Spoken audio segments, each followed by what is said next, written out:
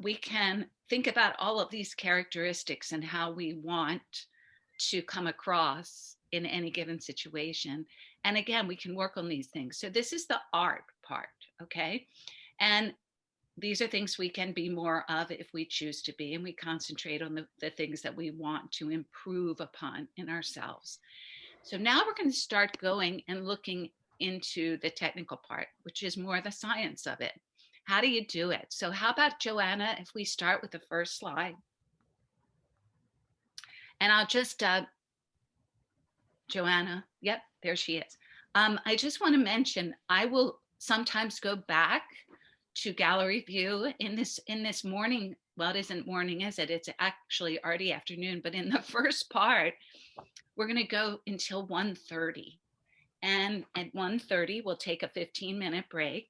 And then when we come back, we'll all be together and do a little interaction. And then we're going to end up going forward from 1:30 to 3. Okay, so that's our plan for the day. As we go through these the morning information, what I'd like to ask you to do is be thinking about problems in your groups. And as you do, because we're going to use those in the afternoon, or in the second session, I should say. So just be thinking about problems in your groups, or if you don't have problems, things that you might anticipate could happen. And those are the things we're going to be talking about in the second half. So as we start, how to facilitate effective support groups. Let's keep going. Joanna, next slide. So first of all, we've got a structure to a group. We've got what I called a recipe or a formula for making the group effective. What does effective mean? Effective means that we are constructively interacting. And these are stages that are going to keep the group constructively interacting together. The first thing is the introduction. And with our introduction, we obviously will say, hello, my name is, and we give a welcome, which is welcome to our support group. And we might have a name for our support group or not, but we definitely would describe what that group is. And we're going to go more into description as we say our purpose. The purpose of our group is to share experiences as caregivers. My understanding is that all of your groups are for caregivers. I don't know, I think some of you might have groups for caregivers and the person with the disease as well, and some of you just have caregiver groups. So you would just fill that in, to share experiences related to living as a caregiver of blah, blah, blah, dot, dot, dot, or caregivers and people with these diseases. And if your group is specific to certain diseases, you would say the names of those. If it's more general, then you would use a more umbrella term of these neurodegenerative diseases. So the key words here in the purpose that define your group are to share experiences related to living, and you can say coping if you like the word coping. Guidelines are going to relate to your purpose. Your purpose is your guiding light. And your guiding light is always going to take you back to, why are we here? What is the whole reason to be? And I often think of a lighthouse. It always takes you back, no matter what you're talking about, you go back to your purpose. What are we here to do? You're not here to give advice. Yes, you're here to share information, but that's different than giving advice. So now we'll go to the guidelines. The guidelines are going to be, and if you'll just go a little bit to the next slide just for a moment, Joanna, go a little forward for me. One more guideline. Yep, right there. The guidelines are these. The first, and they're not in any particular order, and you're going to say these guidelines, you're going to verbalize them. So the first thing we do, again, welcome, my name is, this is the time of the group. And the purpose of our group is to share experiences related to living or coping as a caregiver and dot, dot, dot, you're going to fill in the blank, or caregiver and person with, and you fill in the blank. That's specific to your group. The key three words are to share experiences. These are the guidelines for our group. And the first one deals with giving suggestions based on our personal experience. So everything we say is my experience has been. We're not going to give advice because nobody really likes advice, do they? Unless they ask for it. And I say that as a little joke to you all. But, really, do we really want anybody's advice unless we say, could I have your advice on this? But what we really want is to hear people's suggestions, their experiences. The next one has to do with sharing the air. So sharing the air is where everybody gets a chance to speak. And you can say to the group, forgive me if there'll be times when I have to move the group on a little bit. And that might be because someone is speaking a little bit more than we have time for in that moment. And it doesn't mean that we won't be able to get back to that person. But forgive me if I need to do that. It's not personal. It's just in thinking about the constructive interaction of the whole group. And then we have being supportive. We're, of course, here because we're a support group. So we're not going to judge each other. We're always going to be open-minded, someone said, and open-hearted, someone said, as characteristics.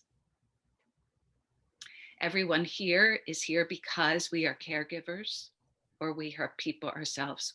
Well, if it is a caregiver and a patient group, people with neurodegenerative diseases. And we want this to be a safe place. So we want it to be a place where people can feel that it's okay to say anything related to the purpose of the group. So these are our guidelines. And why are they important? Because they set the tone for the group. They are expectations. We need to know what expectations are in any given situation. It makes us feel much more secure when we, as humans, as people going to any situation, not just a group, know what are we here? What's expected of me? What can I be sure will happen here? And so that's what you're doing. You're setting this up for people. Now, we're also going to use these guidelines when problem behaviors occur. So we're going to be coming back to these guidelines, and we're going to be using them as boundaries, and we're going to be using them to say, well, we do this, but we don't do this. So if somebody, for example, I just throw out an example, gives advice, they're not trying to do something against the rules of the group. They're just forgetting that, oh, we don't give advice here. So they might just need a gentle reminder. And the way they might be giving advice would be they might say something like, well, this is what I think you should do about that situation. And they may not really realize that that sounds like advice. So as a facilitator, we might just gently say, well, what was your experience, Judy? And in a virtual room, you can see people's names. So you don't even have to ask them their name or refer to them in just a, can I ask you a question? I'm sorry, I don't know your name. Their name is right there for you. So that's one of the benefits. So that's an example of how we're going to use these guidelines. I'll give you another example. Let's say someone is taking up a little bit more time, and it's really time to move on. We might gently interrupt just by saying, excuse me, Judy, I'm going to use Judy's name. Judy, let's take one thing that you just said that could be very helpful for the rest of the group to discuss. One thing you said, and this is a skill, we're going to go over all the skills, but this is a skill called restatement. So it's taking one thing Judy said out of a whole little maybe monologue that was all very important, and it's relating it to the rest of the group. So you'll often use a skill like restatement followed by a question. Has anyone else in the group ever had a similar situation? Or what might you suggest based on your experience? So these are open-ended questions. And in your toolbox of skills, questioning is going to be a very well-used tool. It's going to be like your hammer. You use it a lot. So let's go back to the structure of the group, Joanna, if we could. And that's going to be that. Yep, right there. Thank you so much. So you've done your introduction. And now we go into the go round. So the go round is where if we were physical, of course, we'd be in a circle. So you always want a circular arrangement of chairs, but we're not. So we're flat on a screen, but we can visualize a circle, can't we? We can visualize that we're all there together. And one of the things that really surprises me about Zoom is that we can really feel each other on Zoom. Isn't that interesting? That even though it's flat, we can feel our energy. We can feel each other. And we feel like we're together in a way, just as if we were in that room. So that is quite a remarkable thing. And I think you all agree. And so when we do our go round, we're imagining we're in that room together. And each of us is going to say one thing. And we're going to ask the group to do this. And perhaps the one thing is going to be their name. Maybe the second thing, so you'll ask them maybe two things, is going to be, are they a caregiver? Or are they a person with the disease? If it's a combination group, or the caregiver might speak for that person. Okay, so that might be the second thing you ask. You might ask a third thing, like where are you, maybe the what brought you to the group tonight, if it's your first meeting. So for example, in a go round, you might decide ahead of time as a facilitator, and if you have a co-facilitator, of course, the two of you would decide together, what is going to be the question that begins your go round? And that question may be one thing, it may be two questions, or it may be three, but it's very short. It's name, perhaps, I'm making them up, but name would be obvious. So they can say their name. What brought them to the group might be the only other question you really need, because the answer to that would obviously be whether they're caregiver or who they are in relation to this person. Are they their spouse? Are they their, what is their relationship? So it's up to you to decide what the questions will be, but those would be my suggestions: the name and what brought you to the group. Now, if it's a group that has been meeting and it's not your first session together, then you might ask a question related to whatever the purpose is of your group. So your purpose is going to be to share experiences related to being a caregiver and or a person with, and you fill in the blank there. So your question may relate to that. Can you share something tonight that is in your heart, on your mind, that you would like us to talk about tonight in the group or today in the group? So that might be your question. It might be the name and that question. Now you could use that every time you do a go round. Those are wonderful ways to start. The first way would be if it's a new group, and the second way would be if you're continuing on each session. And usually I know that groups meet monthly. So that's your go round. And that's relatively short. You go all around the group, and then you ask a question to get you into the phase or stage of the group, which is sharing experiences. And the question will be, let's talk about the things that we all just brought up briefly.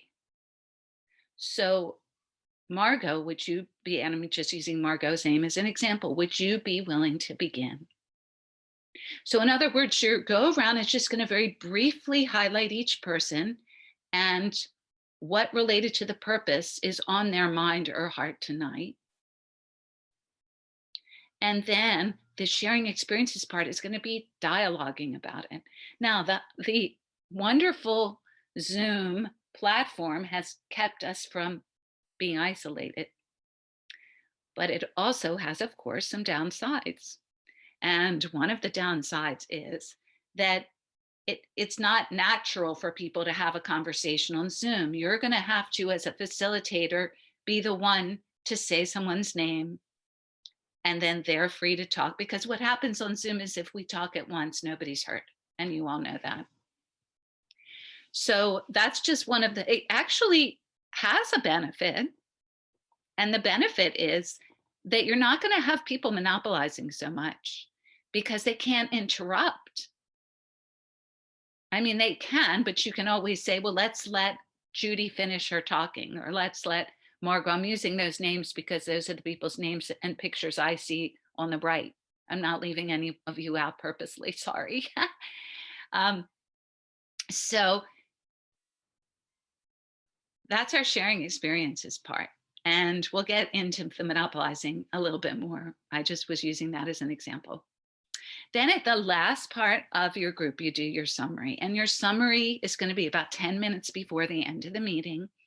And it is, I get very excited when I talk about the summary because we'll go into it at the end, but it's not just going to be you saying, well, this is what we talked about tonight. And first we did this, and then we talked about that. And thank you so much for coming to the group. You are going to say the thank you at the end and let people know when the next meeting is going to be. But we're going to share that summary just like a go-round. What we're going to do is say about 10 minutes before the end, we're going to say, we have about 10 minutes left of the group. And how about if each of us go around and say one thing, just one thing. You know how we did that just now with the characteristics? It's going to be just like that, one thing that we'll take away from the group tonight. Maybe one thing that was helpful. Maybe one thing that someone said. Now, why is that so potent? It is because everybody gets a chance, just like you at the beginning got a chance just to be seen and heard. Everybody gets a chance at the end to wrap up. And what that does is empowers each person. They feel like they're a part of the group. They feel like they're important. We all are important. This group would not be what it is unless each of us were in it tonight. Or I keep saying tonight. Some of your groups might meet during the day. But so it empowers people. It gives a sense of coming to a close. Something meaningful happened here. We're looking back on an hour or an hour and a half, depending on your group time. And we're going to be, usually the groups in person are an hour and a half. And if you have a smaller group, you may just need an hour. And if you have a larger group, an hour and a half is good. If you're doing something different and it's working, again, this is one of those areas where you just keep doing what you're doing because it's working for you. Okay, so let's go on to that next slide. This is going to be your formula that we just went over. Now, the role of the facilitator, this is absolutely all you need to do.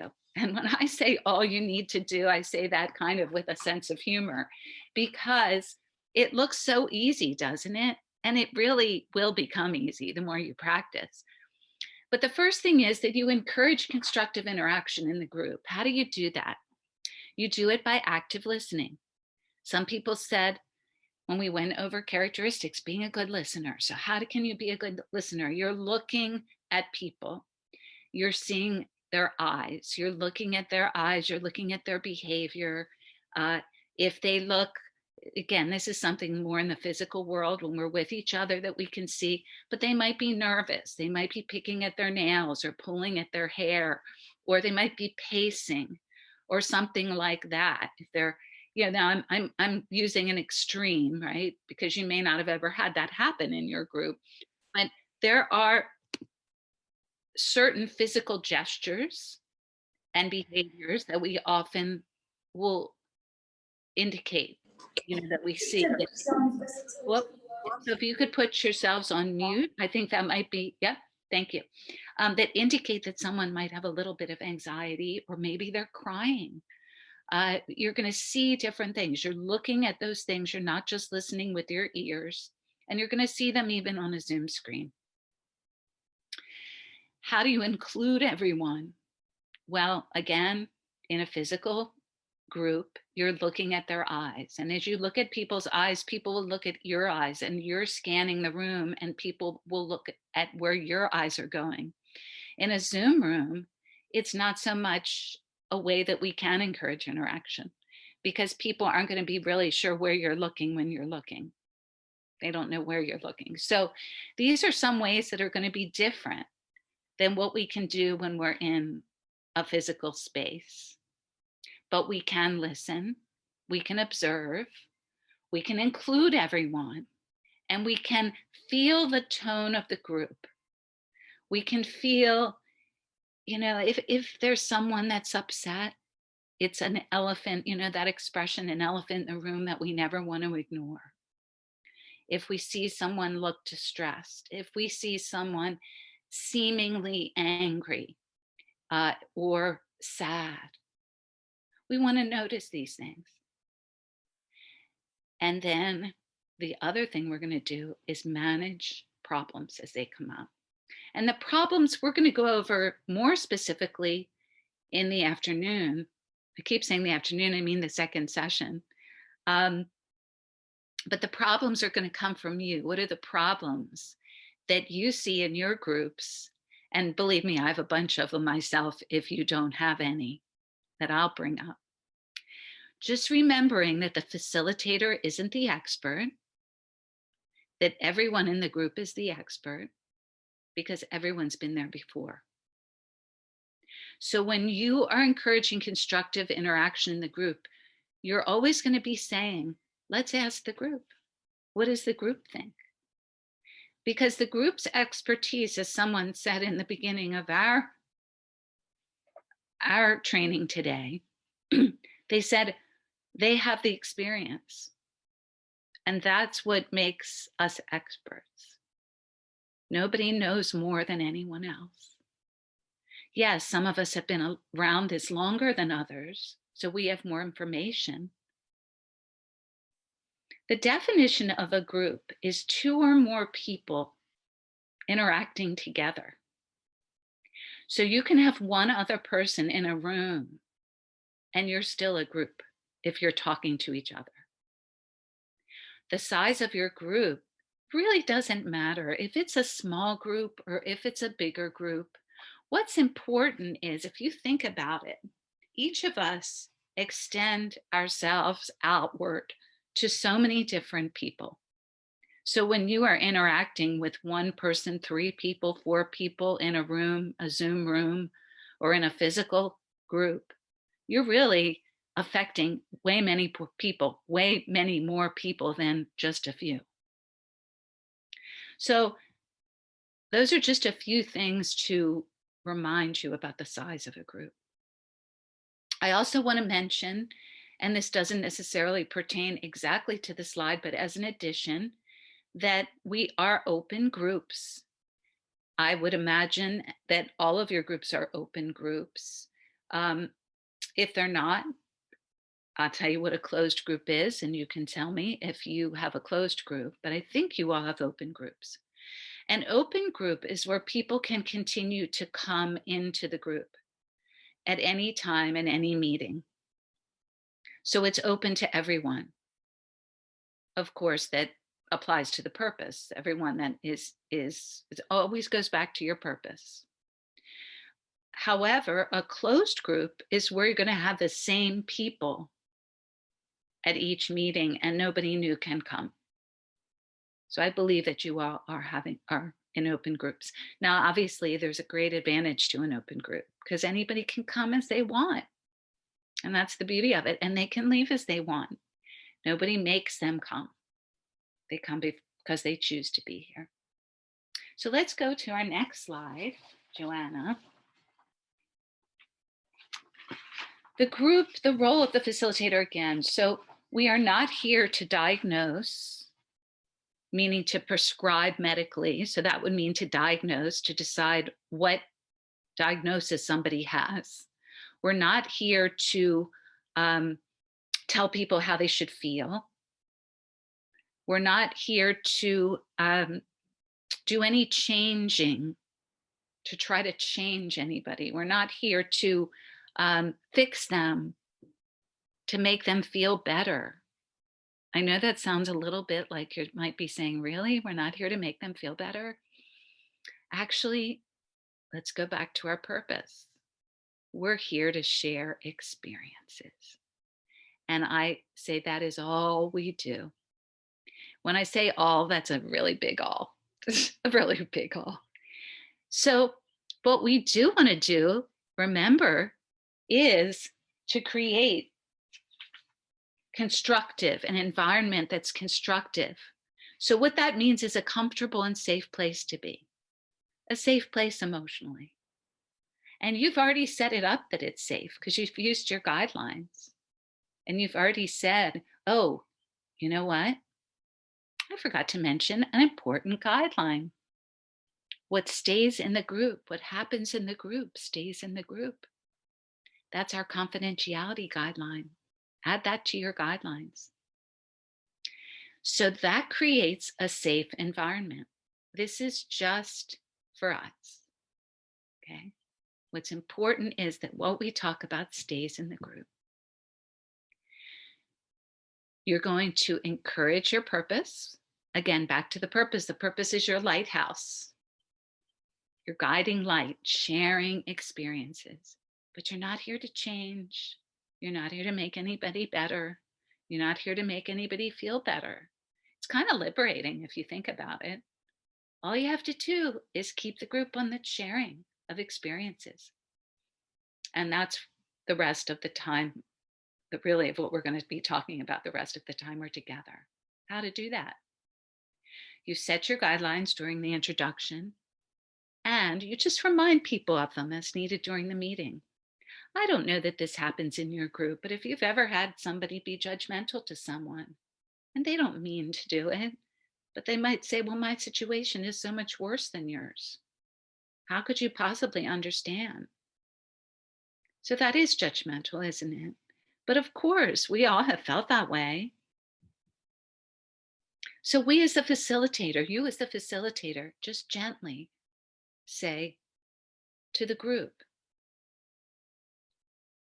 just want to remind everybody about one of our guidelines for the group is that we want to make sure that we recognize that everybody here is a caregiver or a person. Of course, if you have your group be both for people with the diseases and caregivers, everybody here is either a caregiver or a person with these diseases, with this disease. So we want to make sure we don't compare because everybody's experience, though different, has this basic similarity.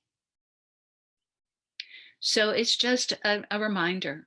It's never punitive. It's just, let's get back to the guideline and remind the whole group of this. Okay. So let's go to the next slide. So these were our guidelines. I just want to add the one about confidentiality. And the way to say confidentiality is what is said in the group stays in the group. It's that simple. What we say in the group stays in the group. And the next slide. So we're going to be going into problems and solutions in the groups. And I think what I would like to do at this point, I'm going to show you some of these problems. And then I'm going to ask you, we're going to go back after we go through them, after I show them to you, we're going to go back to the gallery views so we can all see each other. Whoop. Let's go back to the problems for just a second. Joanna, number 6. I believe the problems and solutions is this one right now. Oh yeah, you know what happened to me? Somehow something happened and I got lost. I didn't touch anything and now I'm back. So I'm sorry. No worries. Yeah. So here are some of the problems just to prompt you.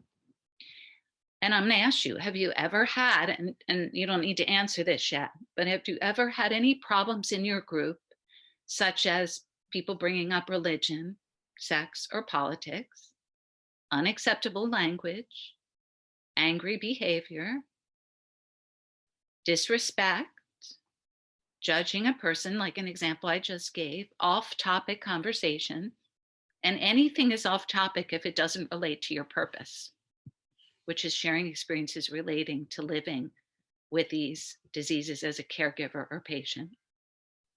Asking personal questions that may not be appropriate to the group. Silence. Have you ever had silence and not sure what to do? A quiet person and you want to draw them out, but you don't know how. Side conversations. Of course, you're not going to have that on a Zoom situation, a virtual situation. Let's go to the next slide. These are just going to give you some examples of problems that come up in groups, and they may not be problems that you are concerned about at all, but just to prompt you to think of ones that you are. Too large or too small a group. Is that a problem?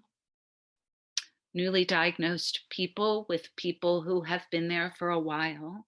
Does it concern you that they might feel a little bit like maybe afraid? Clicks. Well, that's not an issue so much. Now, click would be in a physical room. Someone walks into a group of people that all know each other. It's not that they mean to be a clique. Cliques aren't meant to be, well, I guess when we were in high school, there was such a thing. But, as adults, that doesn't happen in the same way. But what does happen is that you might feel a little left out if you're new. So what would we do about that? In a Zoom situation, it's a little bit different, but how do you incorporate new people into the Zoom room, into a virtual group?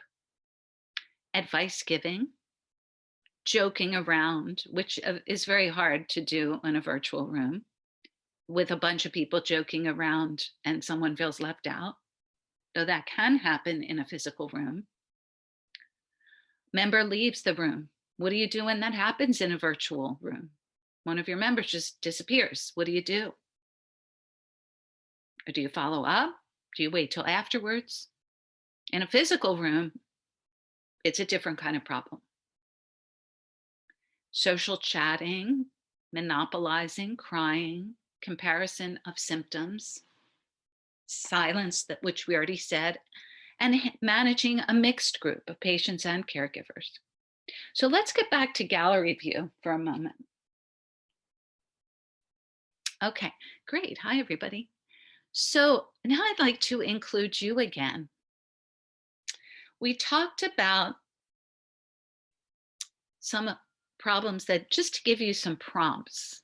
But now I'd really like to hear, and we can discuss how you would handle or how we would handle a problem that you have experienced in your group. Or if you haven't experienced a problem yet, maybe you're newer, you're just starting out as a group facilitator, something you might anticipate.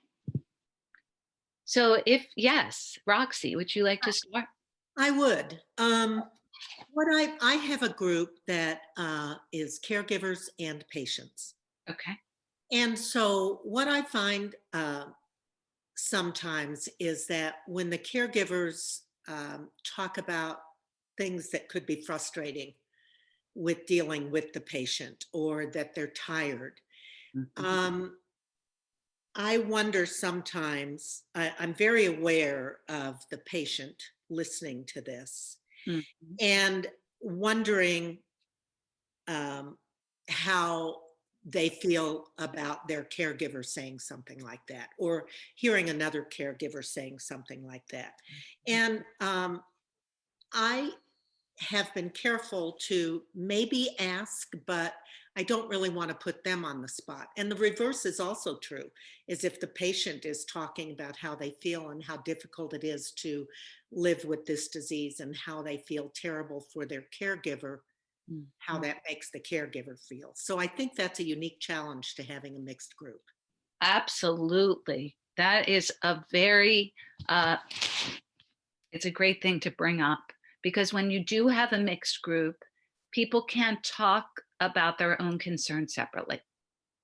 And that, of course, is one of the reasons to have a group just for caregivers or a group just for patients. So I think it's important to know that there are these groups that people can go to have that separate experience, and to be able to refer people to those groups, to let people know that there are those groups. Perhaps at the beginning in your introduction, even in the context of your guidelines, you could say that this is a mixed group of people that are caregivers and patients. And as a result of that, we know that it's going to be difficult to talk separately about the feelings that people are having related to perhaps frustrations on both sides. And that is why there are caregiver groups and patient groups. And just know that you can also benefit from those things. I have offered to divide it, but nobody has really been interested in wanting to do that. The caregiver wants to be with the patient wants to be with the caregiver. Maybe Yeah. virtually it might change, that Yeah. might make a difference because it's virtual. Okay, so Judy, and please, by the way, this is good. If you have a comment, just raise your hand if you'd like to have a comment. So Judy has a comment. Let's hear what she has to say to this. Roxy, I have a mixed group as well and have for 2 years. My experience has been, I haven't had any difficulty relative to it being mixed. Rather than that, the issue has been mainly with which patients just not being able to listen to what might occur for them. And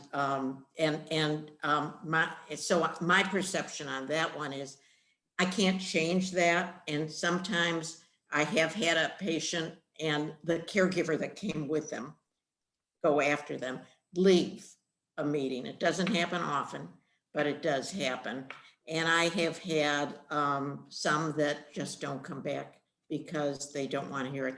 But I haven't had a situation yet where there's one hasn't been able to listen to the other. It's really been pretty, I think, constructive being able to hear the view of the other role and party. I think a lot of it is just me projecting on how they might feel. I've had my group for 6 years, and so I'm just very aware of the other's feelings Yeah. when these conversations are going on. Absolutely. Thank you. And thank you, Judy. And Janet has something she'd like to add. Yes, I've been doing mixed groups for 20 years.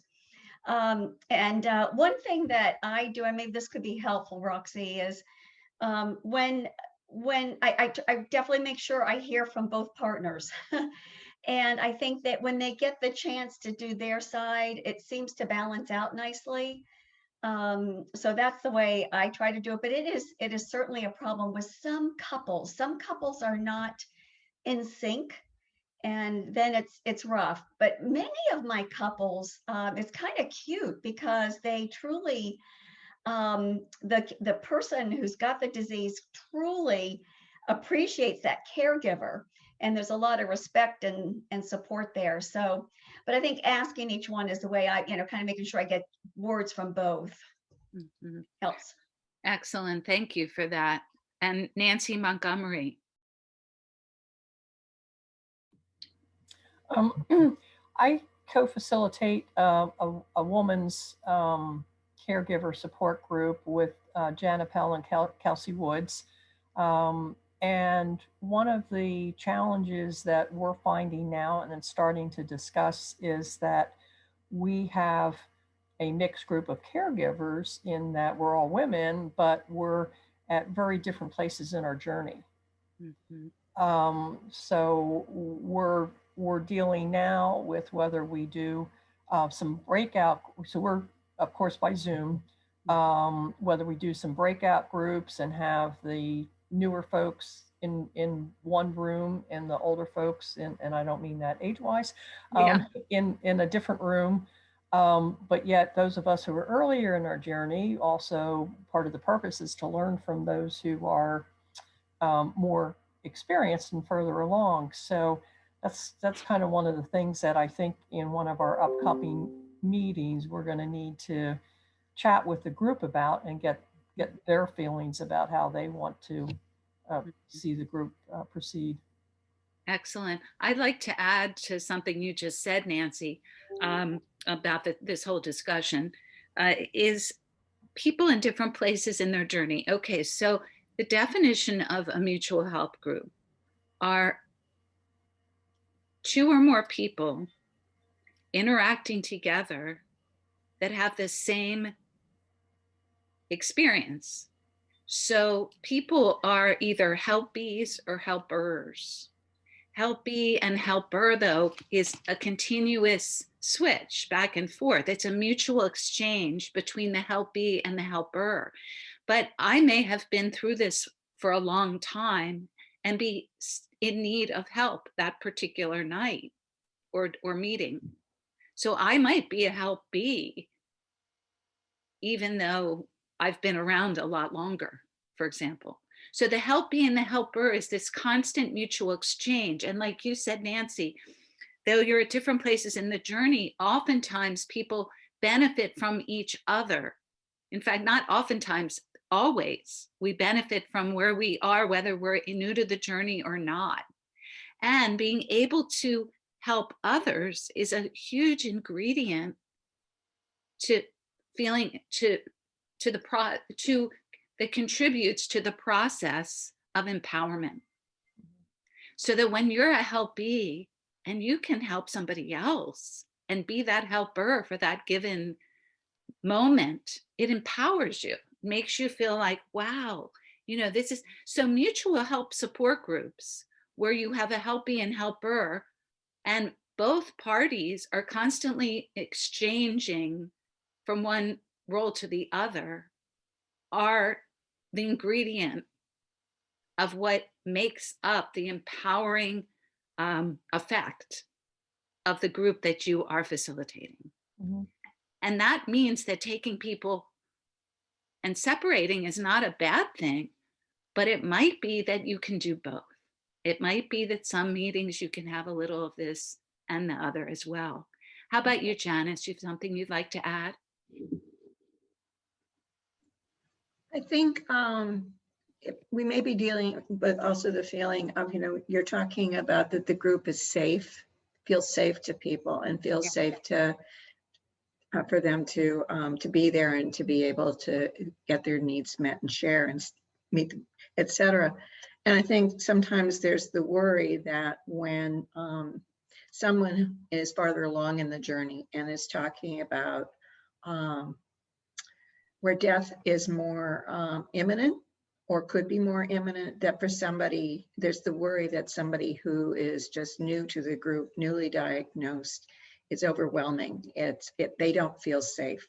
So it's like to have someone be able to express those feelings, that they have a group that they feel safe in to do that, as well as having a group where you're not overwhelming somebody who is just thinking about the fact that this is a terminal illness.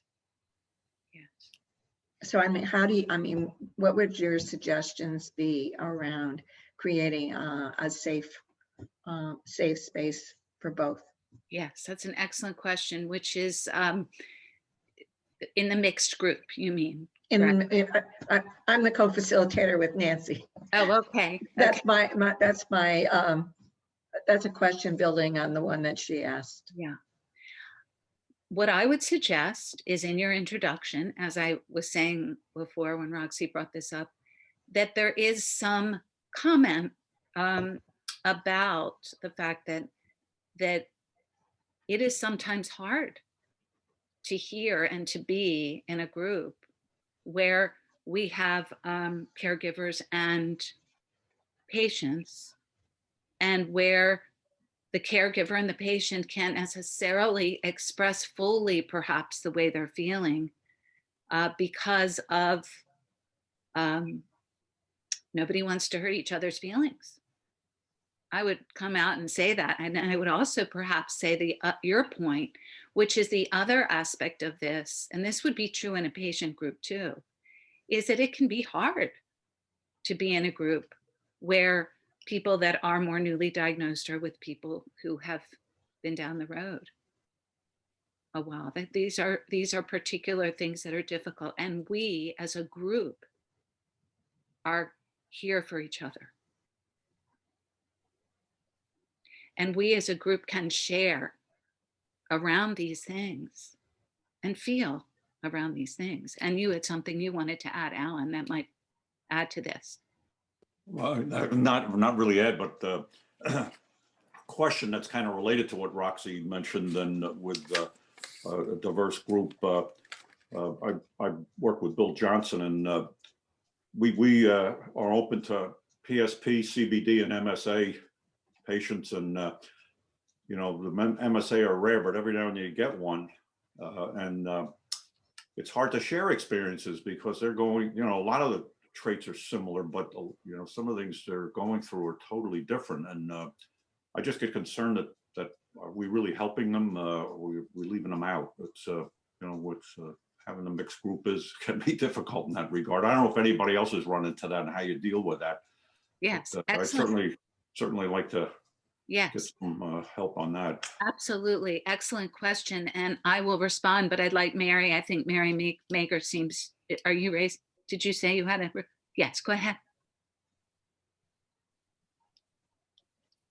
I think that's interesting that you would say that, Alan, because my group has become all MSA, and it's really difficult for and for me, because my mom passed away from PSP, and MSA was not. I mean, I'm not as familiar. I've had to get more familiar, but yeah, there are definitely differences, and the PSP folks that there's a couple that used to come. They don't come as often because, you know, and they'll call me and they'll say, you know, I wish there were more people with PSP that were there. So it's not as easy as saying, you know, they're really similar. Because in the beginning, when I first started doing this a while ago, it was just PSP, and then it changed to all three. And so my name got out there on MSA groups, and that's where all my referrals are coming from. So yeah, that would be nice to have some. Yeah. So I just thought I'd throw that in. There's Yeah. kind of like two sides of every coin. Thank you. So again, we have to go back to our purpose, sharing experiences. But you're saying, how do we share experiences? Because people with PSP and people with MSA, et cetera, have different experiences. The thing that is common is that these are neurodegenerative diseases, and there are similarities, even though there are differences. So I think when we go back to our purpose and we say, what are we here to do? To share experiences. And we're in a safe place where we can do that, and we can hear what helped when it comes to symptom management, when it comes to tools and things that can make the diseases more easy to manage, medications that maybe seem to be helpful to one may not be helpful to the other. People are talking about questions, end of life questions, all of the different topics that are actually respite care, asking for help, people seeing each other ask for help for behavioral problems, you know, the specific things, when to take the keys away, levels of loss as the disease progresses, all of the topics that are in your manual that you all know, okay? And there's a whole page on discussion topics. All of these topics are applicable to everyone. Now, can everyone understand each other's specific situation? No, but that's not an expectation. It's not what our purpose of our group is. We're here to share our experiences. It doesn't mean that we can fix it, we can make it better, we can come up with other people with the same exact experience. It's asking too much of ourselves to be able to bridge a gap that is going to exist. There's nothing that we can do to particularly make it so everybody gets each other in every way. And that's why I think it's important to say in your guidelines that we are all here representing different types of neurodegenerative diseases, whether we're a caregiver or a patient, if it is a mixed group.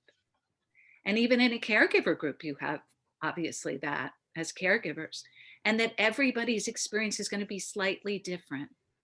But what we can do here is we can share our experiences and we can listen to each other, and we can perhaps come up with some helpful tips, or just be compassionate and caring toward each other and know that this is a safe place to share. And that's enough. You see, that's what I'm trying to say. And Amy, I saw your hand. I just wanted to say one more thing. So hold your thought. There is an issue that happens, I think, with every group facilitator of any kind of group. And that is that we want to help so much. And I think, was it Roxy, you were kind of, talking about this. You worry about, well, how is what that person said going to affect that person? We can't do all that. We can set it up with an expectation in our guidelines that we're all coming from slightly different places. People's diseases are different. People's symptoms are different. What helped one person isn't necessarily going to help another. We're at different stages of dealing with the disease. And all of this can be just put out there. So there are going to be times when it might be difficult and feel difficult. And that's why we're here, so that we can, if we want to, talk about that. Now, in a caregiver group or a patient group, that can be done a little more simply because you're all caregivers, you're all patients, right? Obviously, I don't think you have many just patient groups, but you might. But it can still be done in a mixed group. And what's helpful in a mixed group is people that are on this journey can relate to others that are on different parts of it. The challenge is that too. And that can be said up front.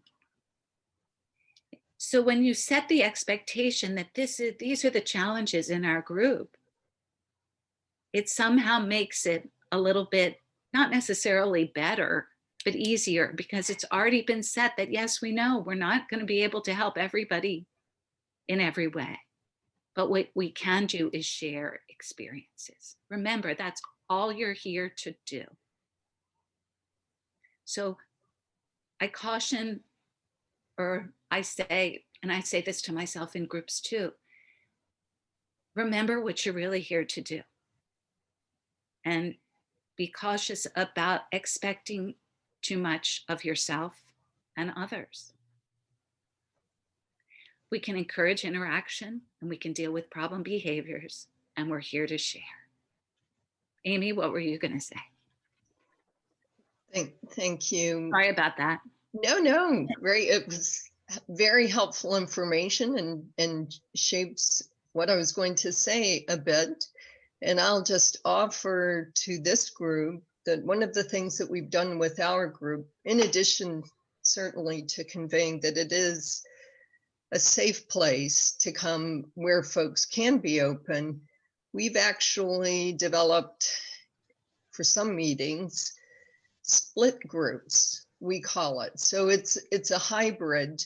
And by informing participants in advance of the meeting that there will be the opportunity for those diagnosed and their caregivers and or families who might be participating to join a split group and or stay in one or the other, or if they choose to leave the meeting early, then they can do so. Because we've had some requests for topics that may not be for everyone, but we are asked questions and we are asked to help provide information. So by sharing in advance of a particular meeting, so the agenda, if you will, or plan for that discussion, the person diagnosed can choose to participate in that split group. They can choose to stay with their care partner or family member, and vice versa. So there's some active decision making that is involved. And as well, so I'll go back to the MSA discussion. We had that challenge, and eventually the decision was made to have a separate MSA group. And yet, still being open, we invite MSA patients, if they choose to participate. Many of them have stayed on the email group, so that if there is a topic they're particularly interested in, and that's true for the CBD and PSP patients, they can attend one or the other group meeting. So we put a lot of that control into the hands of those that are participating in the group. Thank you, Amy. That's very helpful. And Margot has something to say, and Janet has something to say. So let's, and Eileen. So let's go through each of you. And how about Margot, you go first, and then Janet, and then Eileen. Go ahead. I just had a question after Amy. I do have something else to bring up, but Amy, can I ask you, when you say you have a topic, are you coming prepared to your meeting each time with the group with a specific topic? I'm curious because last time I asked the group that I facilitate if they'd be interested to have a special topic discussed maybe for the first 10 minutes or so. But anyhow, that's the question. I wanted to know if you have specific topics. Okay. We do. Oh. Yes. So okay. All right.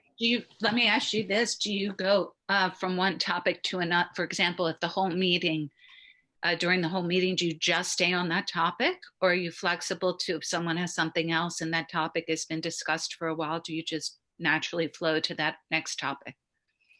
It varies. So we don't have exactly the same structure for every meeting, depending on topic. And in some cases, for example, December's meeting focused a bit more on the holidays and the holidays for 2020 and how they're so significantly different. So it was it was more of a shared discussion session, but we typically do have topics. And in some cases, so some meeting structures, it may be more of the entire meeting that the topic is discussed. That is after we have a little bit of, and Eileen knows I use the term a lot, chit chat. Sometimes I use that very positively. I grew up in my work world very much in a male environment, so I knew chit chat had to be kind of kept to a limit. But oftentimes the topics are based on surveys that are done through the year as to what group members might want to hear. November's topic, for example, was on brain donations. And we had a speaker, a former support group member who also helped facilitate, and she and her husband had the shared experience. He was diagnosed with PSP. So this was firsthand experience to share. Great. Okay, this is very helpful. So so oftentimes you can come with a topic. I'm just going to talk about topics for a second, and then Janet and Eileen, I know you wanted to comment. Oftentimes you can have a topic. Remember, all topics come under your main topic, which is your purpose. Think of your purpose as your main topic. And then any topic that obviously has to do with ways that people are living and coping is with these diseases is your subtopic. So you'd come up with your topic, say brain donation. But that doesn't mean that has to be your topic for your whole meeting. If you choose for it to be, and there's enough to be talked about, or if you have a speaker, then obviously that would be your meeting. But oftentimes you could start with a topic if there isn't a speaker involved. And then if people exhaust that topic and another topic comes up and people want to talk about that, you acknowledge that you're moving from this topic now to this topic that seems to be what people would like to talk about. And that's fine. That's the flexibility that someone said as a characteristic of being able to be flexible. Okay, thank you. That was all very, very helpful. Janet, you had something you would like to add. Yeah, just a couple of things. One is in regard to the different type MSA people and with PSP, CBD. I think one other way to say this in your guidelines is we have people from the different diseases, but even if you all had the same disease, your path is very different. So it doesn't matter. It doesn't matter. PSP, MSA, it doesn't matter. Everybody's path is going to be different, but again, there's the thing that goes together. And then in regard to the topics, the way there's no right or wrong way, but the way I use it is I do the sharing and I want to get what's important to them talked about going around the room. And that often brings up topics. And then we hang on to that topic. Everybody shares their experience. But then if I get a lull in the end, that's when I look at my topic list. I say, okay, well, I want to talk about this. Mm-hmm. So I always call that like a file card in your back pocket, which you literally can have in your back pocket, which might have questions or a topic, a bunch of topics, just something that at that moment when you're really like, not sure what to do, that you could bring up as a question. And, that the go around, if you remember in the structure of the group, the phase of the go around is basically going to be bringing up issues that are important to each person, because you're asking them, what have you brought tonight that you would like to talk about? And those will become your quote topics, even if you don't have a set topic. Some people like to have a set topic for their meetings, and that can be great. And I love the element of choice. The element of choice here is so important. And I think this applies, Alan, to your question, or your not question, but your beautiful insight about, how do you mix? And a couple people said about this, how do you make the mix work? Well, people can choose whether to be part of the mix or not. Yeah. And if they choose to go to a patient group or not, if they choose to come to a mixed group or not, if they choose to come to that particular group that is going to be talking about such and such a topic, the more that, it truly is their choice. Can we make it so that it works for everybody? No, sometimes people are going to say, like, I think one of you, I can't remember who, responded that you had some people with MSA that just, didn't feel that they could come to the meeting because they were just like, wish there were other people that had this particular issue. This is not one size fits all. Some people find these groups to be tremendously helpful, as you know, whether they're further down the road or whether they're newly diagnosed. And some people, it just doesn't work. And that's why we have different resources. Not everything works for everybody. So I think we have to acknowledge the reality of that too. And then Eileen, you had something you wanted to add. Yes, and the mixed group thing, the only time I saw a problem in covering a topic in a mixed group of MSA, CBD, and PSP was when we had a speaker. The very first time I noticed this, I was very careful to meet with the speaker before they presented at the beginning of the meeting to ensure that they didn't just say PSP. If it was on a particular research project, everybody knew that this research was going on for just PSP, not MSA or CBD. And those people with CBD and MSA always felt a little left out. So we started bringing people in that had addressed just those diseases. That's on that subject. The other one is, I've been facilitating support groups for over 10 years. I never had two separate groups. It was always the patient, the caregiver, and family members, siblings, children participated, best friends, and that worked. And when I came to Dallas and I started facilitating the group here, It was a very large group, like, I don't know, 20 people. And I know they say you should keep it to 10, but I wasn't going to turn people away or try to split the group. But about 2 years into this, the caregivers came to me and said, can we split the group sometimes so we can have just the caregivers? We have some issues to discuss that we can't discuss in front of my loved one. So and this is a very important point, co-facilitator. That's why it's important to have a co-facilitator. You shouldn't be splitting a group, I don't think, Wendy, unless you have someone that's seasoned or trained. And you don't have to be an expert. You can just be somebody who's been through the experience and then gone through the training, which I did with Wendy. And then after that occurred, when we were meeting in person, that worked. Then the caregivers wanted to have a separate meeting. So now on Zoom, we do a caregivers meeting for one day, and then another day we do the patient, caregiver, and family. And that has worked out very, very well for us. But the co-facilitator, and what's happened in the care partner support group, those people who have suffered loss, they want to be part of that caregiver support group. They don't want to be pushed away. They want to be part of it. They want to be able to share. And they have been amazing how beneficial it is to other caregivers. And one other thing, PSP 101, Nancy Freehill began a support group online called PSP 101. And when I have someone new that wants to join our group, assessing where they are in the diagnosis and their journey, I refer them to PSP 101 because I know it would be more beneficial for them to begin there and then to come back to the group. When I was doing a person-in-person before PSP 101 was created, I would take them on as a peer volunteer outside of the group.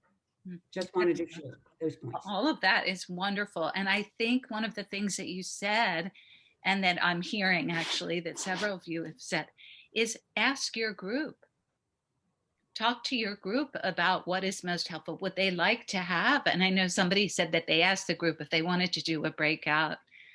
Someone said this earlier, and just have a separate caregiver group, and they said no. Ask the group how they want to do it, and then have different options, as Amy said, and as you're saying, Eileen, so that people can choose. And of course, in your Zoom room, if you know, and I'm sure Joanna would teach you if you don't, how to do breakout rooms, you can always respond, not necessarily by even having a separate group initially, but by doing the breakout rooms. Joanna was just saying that you could help people do that if they chose to do that. Absolutely. Kelsey and I are both available to do specific one-on-one Zoom trainings about breakout rooms or anything else. Yeah, so the element of choice and talking to the group, everything should be honestly brought to the group, because it is the group's group. It isn't your group, it's the group's group. And everything that you do and say, you want to try to make it the group's group. And we'll talk about more of that in our next, after we take our break. I would like to just answer a few questions here that came up in chat. Gail, I did not ignore you here.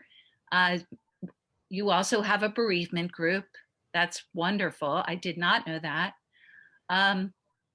Janet, actually, well, first, Gail, what about the facilitator offering a suggested time for each person's comments? This is when we were talking about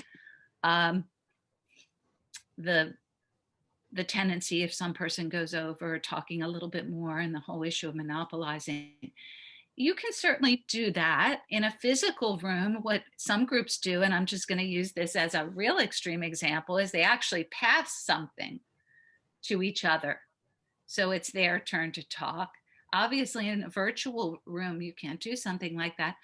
I personally think that the facilitator is certainly capable of moving people on. If it makes you feel better to have a set time, well, how about if we just say we'll have in your introduction, we'll have a 3-minute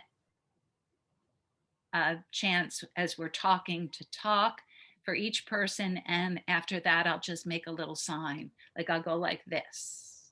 or something like that. You know, if you have some sort of sign you can give people to almost wrap it up, kind of means, you know, just kind of finish what you were saying for right now. You can come up with a lot of different ways, but that would be one way I might suggest if you're wanting to do a time, you know, timed kind of individual, every person getting a chance for a certain few minutes. The other way to do it would be my suggestion, just to be able to say, as a facilitator, thank you so much, Nancy. Let's move on now to Janice and let's give her a chance. It's your comfort level, but both of those options are good. Now, Janet or Gail, you said, what about the facilitator? Oh no, Janet, how do you keep people from going into their full experience, sharing in the go round and taking way too much time? Very good question. So I will answer that question, then we'll take our 15-minute break and come back. Let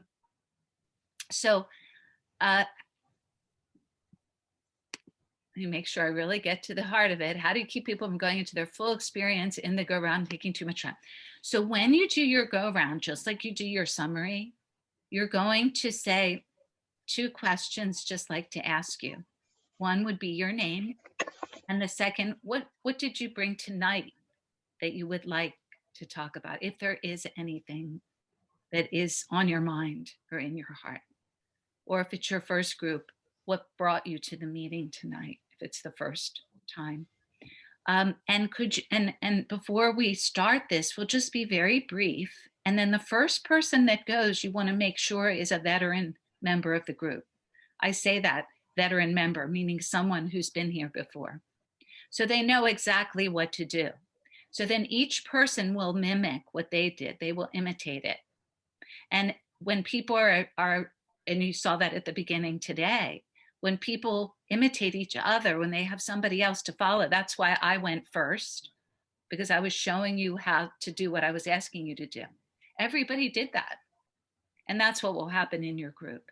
Now, if someone does, Janet, because it can happen, go a little bit too long, you just gently say, oh, excuse me, Janet, I'll just use you as an example. We're just in the go round going to just say these 2 things, but we will get back to in our next part of the group where we're sharing experience. We'll get back to going into a little more depth. So thank you so much. So if you could just say the 2 things, that would be most helpful now. It's just interrupting and then asking a little more specifically what you're looking for. Does that answer that question, Janet? Yeah, I just found I think the 2 questions you gave to me would just send people into who knows what. I'm going to have to refine it, I think, even to a more, okay, more defined one, because, once someone gets the floor, they don't, it's like they want to share, and it's hard to, it's great to go do the go round because now everyone knows everybody. But I find it sometimes can be challenging to make that go quick. Okay, let's do this then. This is your other option, because there's so many options. For your go round, just do the name. And whether, and it could be just the name or something else that's very much a yes or no, a very closed yes, no answer. It's this or that. And then with your sharing experience, start again with what brought you to the group or what is on your mind tonight. Yeah, I was thinking about doing the name and then what disease they're dealing with, something like that. Yes, perfect. Yes. And I like that. And then the go round can be much quicker, and then you can go right into the sharing experiences part. Okay, I like that. Thank you. So for all of you, you can make your choice. If you are going to do a question that's a little bit more general, they're just going to answer it very specifically. I came here, I really want to talk about something going on with my, my partner. And you can say this is just a time when we're just going to be very, very brief. And then the first person who talks is brief, so they know how they're going to be as they go around. Either way works. I love your way too. There isn't one way. Thank you. Thank you. Okay, so we're going to take 15, well, now we have 10 minutes Is that That's enough all right. break? Well, it's up to you, Wendy. If you want to take until 10 of. All right, let's take, how's 10 or 15? Let me just see a show of hands. Who wants 10 minutes and who wants 10 minutes? And who wants 15 minutes? I think I see more 15. And since it's only 5 minutes difference, so let's just say at 10 of 150 by our cell phones, because they're very reliable, we'll collect again. Yeah, so 10 of the hour. We'll see you 10 soon. of the hour. You don't need to log out. Just keep your screen up and we'll just meet you back here in a few moments. Wonderful. Thanks, everyone. Thank you. See you soon.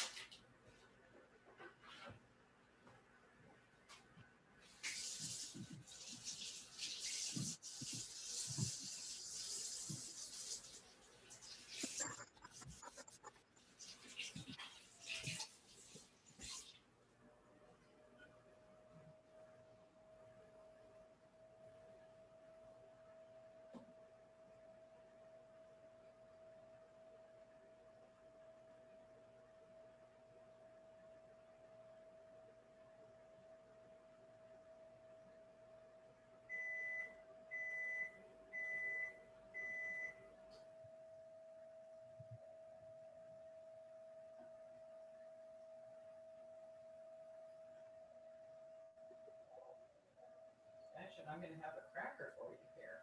A couple of good crackers. Why not cracker?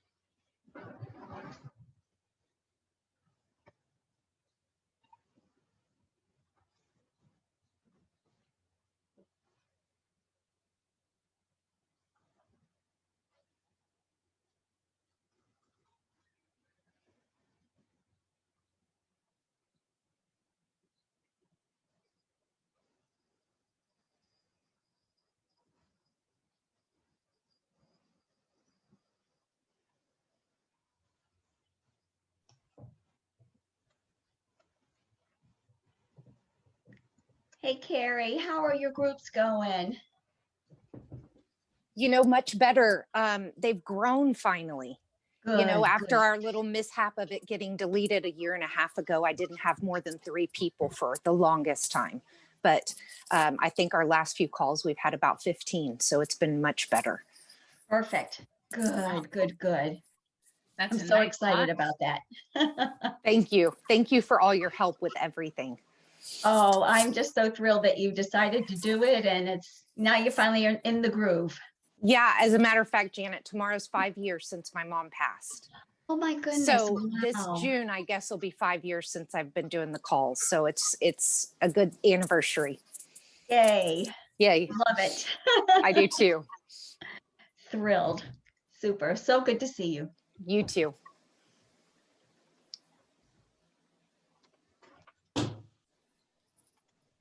I'd like to say this has been very good for me. I'm new at this, and I'm, very excited. And when my husband was first diagnosed with it, I had so many helpers on Facebook that were giving me helping hands and information, and it was wonderful being able to share with others that had the same problem.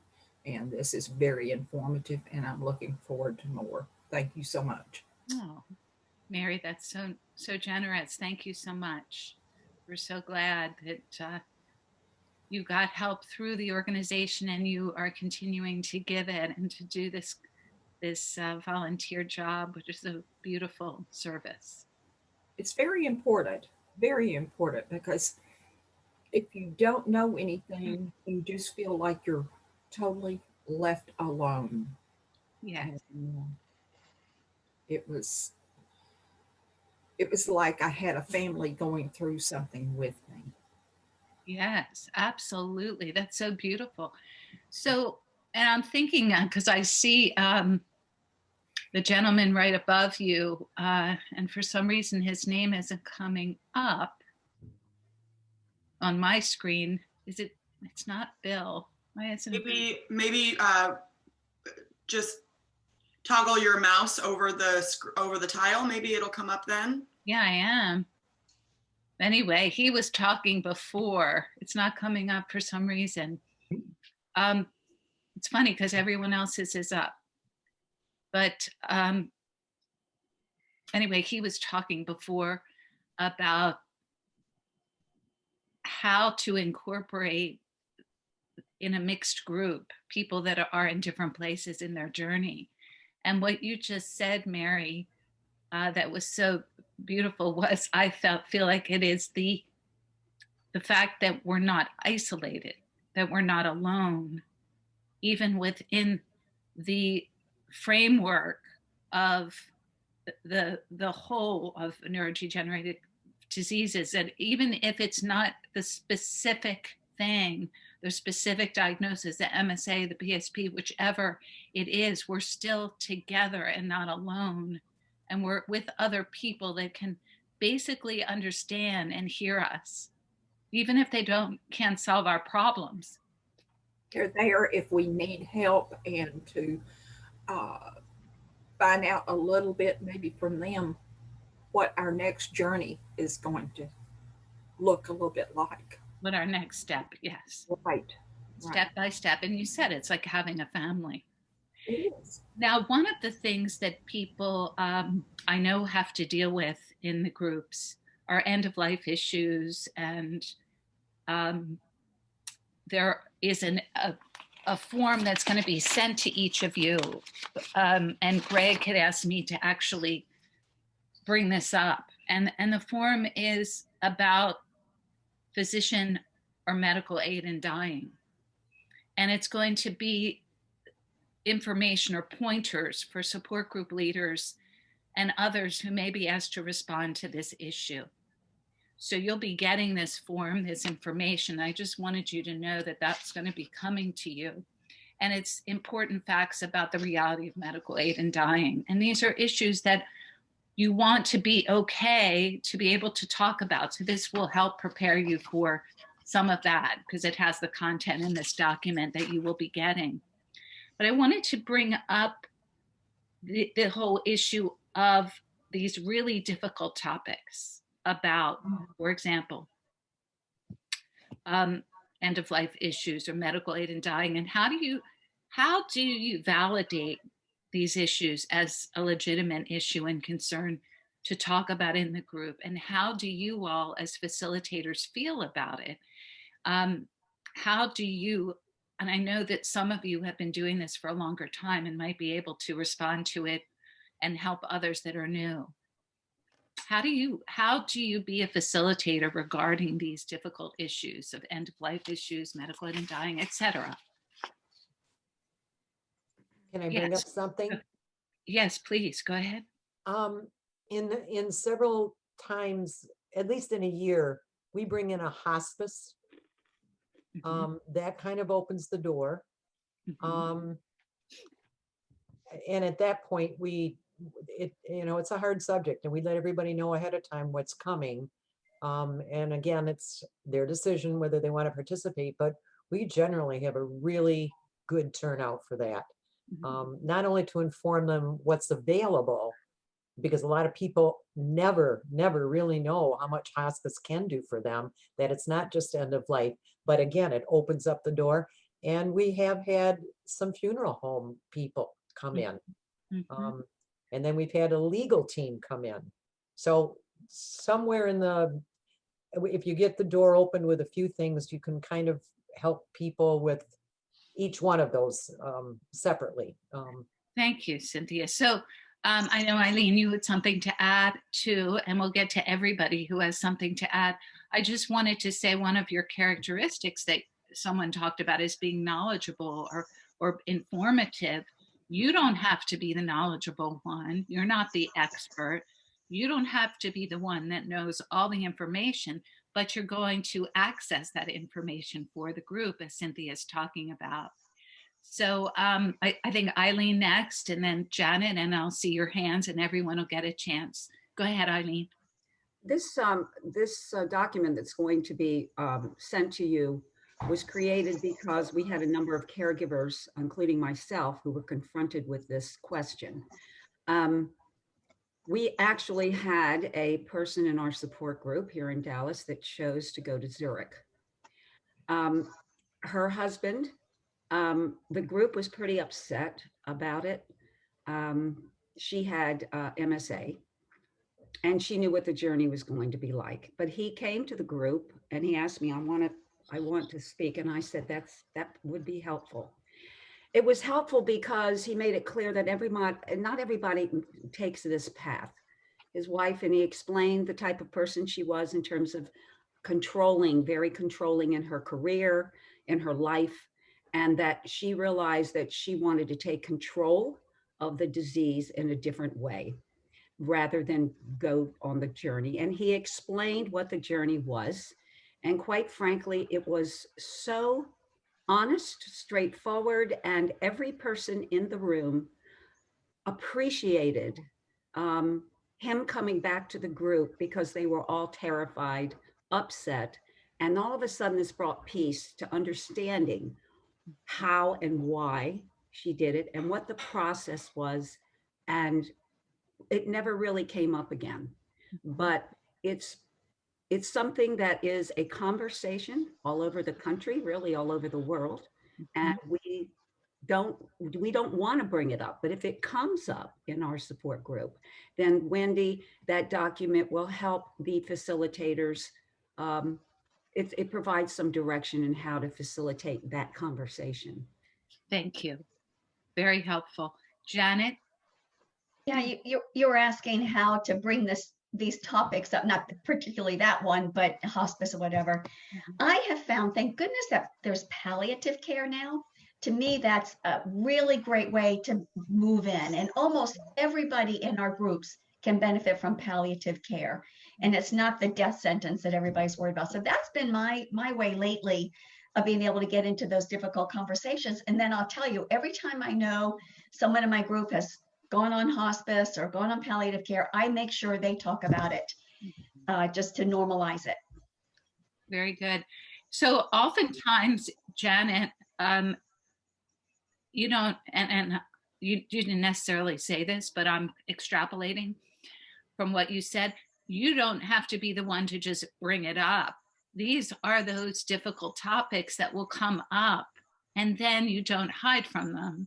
You encourage people to talk about, and it's just simply often by asking a question, by active listening to what people are bringing up, and then asking a question. Has anyone else ever contemplated that issue or been through that before? Or by restating from a bunch of things that someone said, taking that particular issue out, palliative care or hospice. Let's talk about hospice if anyone would like to. If no one wants to talk about it, that's okay. But we bring it out and bring it up as an opportunity for people. Has anyone ever had to engage in this kind of care, any kind of palliative care with their loved one? And what has that experience been like for you? Yes, I think, and we'll get to everybody. And again, it's not coming up, but is it Judy? I believe, yeah. For some reason, some names are coming up and some aren't for me. Oh, here, there it is. Got it. Now it's up. Yes, this is Judy. I think the key is, and I look at end of life and feeding tubes as two similar topics in that you have strong feelings. Yeah. Those in different ways. The key is, and you can acknowledge it to your group, that we are going to have different feelings. The members in the group are going to feel differently about these things. Yes. But we're here to listen and to hear their experiences and just learn from it. And nobody is telling anybody that they need to go in a specific path. And so I think that if you're a good listener and if you're empathetic and non-judgmental, and you can talk to the group about that you can discuss these difficult things. Yes, and I love the way the words that you use. Sometimes you'll hear someone say something, the language that they use, and you like it. So write it down the way they said it, because we all say things a little bit differently, and you might hear languaging the way you like it, the way it appeals to you. And so write that down so you remember it and you can practice it. I think there was someone else that had their hand. Yes, and we'll get to everybody. And one of the, for some reason, the couple people that have their hands up, your names are not coming up. So there's the gentleman, the wonderful gentleman with the glasses that I don't remember your name. You have to unmute. Yeah, Margot, her hand up before. Yeah. And then Margot Margo, yes, thank you. Okay, she had her hand up before. Yeah, just coming back to hospice, two things and I usually do this as a peer supporter.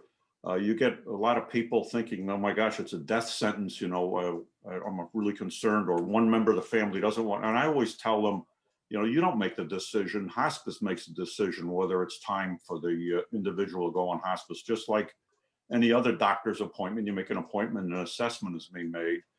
And the other thing I mentioned to them is my wife, and I say, as in this is a personal experience that I'll relate to the individual. I said, my wife was an operating room nurse, and she said it's awfully easy to get the tubes in. It's impossible to get them out. So if your loved one has a DNR or does not want any heroics, hospice insures that. Yes. Whereas if there's a problem and they go to the emergency room and they stick the tubes in and everything else, boy, then you're really faced with a problem. Yeah. So those are things to consider, and that seems to help a lot of people. Okay, thank you. And there is, Margaret will go to you after, but there is a woman too that the name is not coming up, but yes, you're waving to me. Janice. Hi, Janice. Hi. I guess I'm coming at it from a slightly different angle. I mean, there's the conversation, the practical conversations about hospice and what does that mean, and feeding tubes, etc. but is I think sometimes where people are sharing, you know, their experience, and what it is what's bringing it. What they're really talking about is anticipatory grief. They're really grieving, and I think sometimes that's when we were talking earlier, the conversations that people who are more newly on the journey have a hard time responding to. And I think, you know, people in general oftentimes have a hard time responding to other people's statements of grief. And it's around how to bring that topic to the table, because sometimes how you manage your anticipatory grief helps after the person has passed. But it's sort of bordering more on therapeutic kind of stuff. But yeah, let's talk about that for a moment. So bringing up the topic of grief. Let's talk about the topic of grief. What does grief mean to people? What are the stages of grief? Therapy is when we delve into the whys of a person's feelings, but talking about feelings is really not therapy. Remember, our purpose is to share experiences, and experiences include not only what we do, but what we feel. And that is not therapy. Therapy is when you're a therapist, you have a goal for a person. You're trying to change and help them move from one direction or one stage of grief to another. You're trying to help further their exploration, push them forward on their journey somewhat, help them to get to a place. That's not what we're doing. We're simply sharing experiences and encouraging that. So as I said before, you always go back to your purpose, because your purpose will always clarify for you where the boundaries are, where you want to be. It's just encouraging sharing of experience, sharing of our feelings, sharing of whatever it is that people bring up.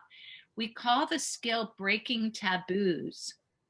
When someone brings up, say, hospice or grief or end of life or fears around it, or or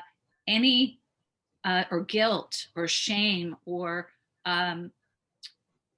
feeling sad or depressed, or any of the things that we often can use in the group to further discussion for everybody. So with active listening, we're listening to anything that a person brings up that we might then use to further the discussion as a whole. So in talking about grief, someone might bring up feelings of sadness, or they may not. It may be that the group is functioning on a very superficial level. How do you get the group to become more focused on a level of process, where they're really feeling, and talking about that? So the question, how does that feel? What has been your experience with? Those are questions that you're going to ask. What has been your experience with? How does that feel? And that will help people to go to that place where they can really access maybe what it feels like. And then when one person in the group talks about how they feel, we use that as, so Cynthia talked about how it felt to be in a position to hear the doctor talk about hospice. What have other people experienced with that? Has anyone ever sat there and heard those words? And what has been the response when you did? Yes. I want to make sure Margot and then Mary. Go ahead, Margot. Oh, you're on mute. Go ahead. Okay. First, I'd like to thank everyone. I'm learning so much, because I think I'll be giving my fourth. I'll be holding the fourth meeting, or joining the fourth meeting this coming Monday. So I'm new at facilitating, not new to PSP. And just to let you all know, my mother passed away in 97. So there wasn't a lot to, know or learn. But one thing I wanted to ask, getting back to the bringing somebody in to speak, do we do that? Or is this something that has to be cleared by Joanna? And my other question was more on when people are coming in. One of the problems, people are coming in, maybe 5 minutes after, 7 minutes after. And so that's been a little bit of challenge, and I'd like some advice on that. Thank you. Wonderful question, and something that I want to talk about. So the speaker. First, let's talk about the time question. Then let's talk about the speaker, because I'm going to ask some of your seasoned people what they do regarding the speaker. The time question, which I think is important for everybody. It's really important to start your group on time and end your group on time within about 5 minutes. And most of that is really about respecting others. It's showing people that, that you respect other people's time. And when they feel that you do, they will come on time. But if they don't, because it is hard to get anywhere exactly on time, you can wait 5 minutes or so. You start your group anyway, no matter who's there. And then you want to remind people at the end of the group, maybe after your summary, after you've summed everything up using the go around, which we're going to do together today. You want to remind everybody that we will be starting the group on time within 5 minutes. So let's just say that we're going to start at 2 o'clock on the hour. I'm making that time up, of course. And if everybody could really, do their best just to get here. And if you can't get here exactly on time, we totally understand, things come up, but we will be starting on time, and we really want you to be here.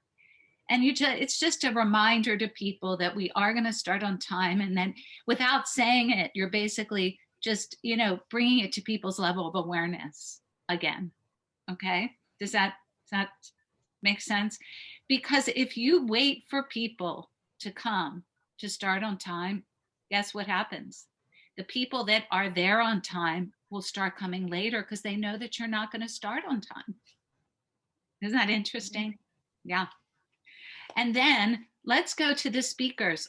So Judy and Eileen, here I see Kristen. How about Kristen? Might Kristen want to respond to that?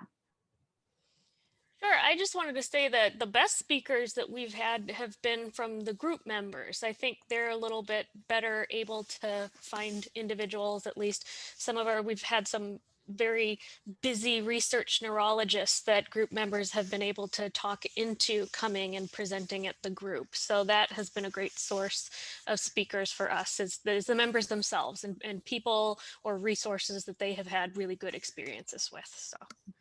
Very good. Thank you. Anyone else? Yes, Eileen. So ditto, Kristen, we've had neurologists come in and speak, and we usually have the speakers come in at the beginning of the meeting. We usually give our group a heads up via email who's coming and what the subject matter is going to be. We also query our group to find out, we're going to bring in some speakers on and off every other meeting or whatever. The first half hour will be dedicated to their presentation and questions and answers, and then we'll go into our normal group discussion. It's always worked out, and everybody always has ideas about our needs they want. We've had hospice come in, we've had neurologists, clinicians, yoga experts, exercise experts, physical therapists, and they're all from your immediate community, of course, because you want to be able, for these people, you want them to be able to tap into that resource if that's a need they want satisfied. Thank you. Very good. Anybody else at this moment? Okay, what I'd like to do is go back to the slides for a moment. We will continue this, but I'd like to take us back, because as we were talking about before at the beginning, characteristics, the personality of the facilitator, and how all of these characteristics are kind of the art, they represent sort of who we are and how we come across to a group. We've also got the technology, not just the Zoom technology. We've got the skills. What do we do and how do we do it? So if Joanna, you could take us back to the slides for a moment. And we're going to start. Yeah.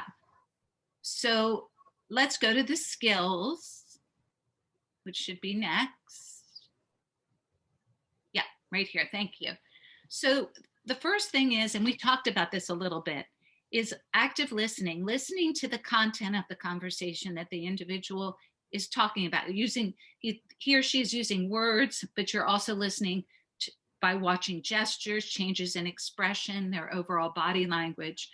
And you're listening to underlying feelings too. And this is where we talked about bringing out something that a person is saying. You're going to take from what each person says something that the rest of the group can talk about. And each person has an effect on the group as a whole, so that the whole feeling tone of the group is going to be a combination of each person's experience and feeling and them in the group in that moment. So you're listening to how people are feeling, and you can say to a person, Amy, could you tell us how you're doing tonight? Using a skill that we call gatekeeping. And gatekeeping is one that is on the other page, but I'm going to talk about it right now because I'd like to use it to say, when you use active listening and somebody you say is very quiet, or they seem sad, or you're using your active listening, you're looking at their body posture, you might say, Amy, would you like to share with us, how are you doing tonight? And Amy can say, I'd rather not, I'm just listening and I'm just here. I'd rather not talk. And you can say, that's perfectly fine. We're just glad you're here. But in gatekeeping, what you're doing is you're opening the gate and letting people in. And when you do that, it says to each person that you care about them. What you do to one person in the group, everyone feels. So if I use gatekeeping with Amy, everybody feels that they're cared for, because they feel like, oh, the facilitator cares about all of us, isn't going to forget us. And it's very helpful for people that have been more quiet, that don't feel that they have an opportunity to really get in there. In a physical group, that happens more, where people might just not quite know how to get into the conversation. In a Zoom room, they might just be a little hesitant or nervous to raise their hand if they have something they want to say.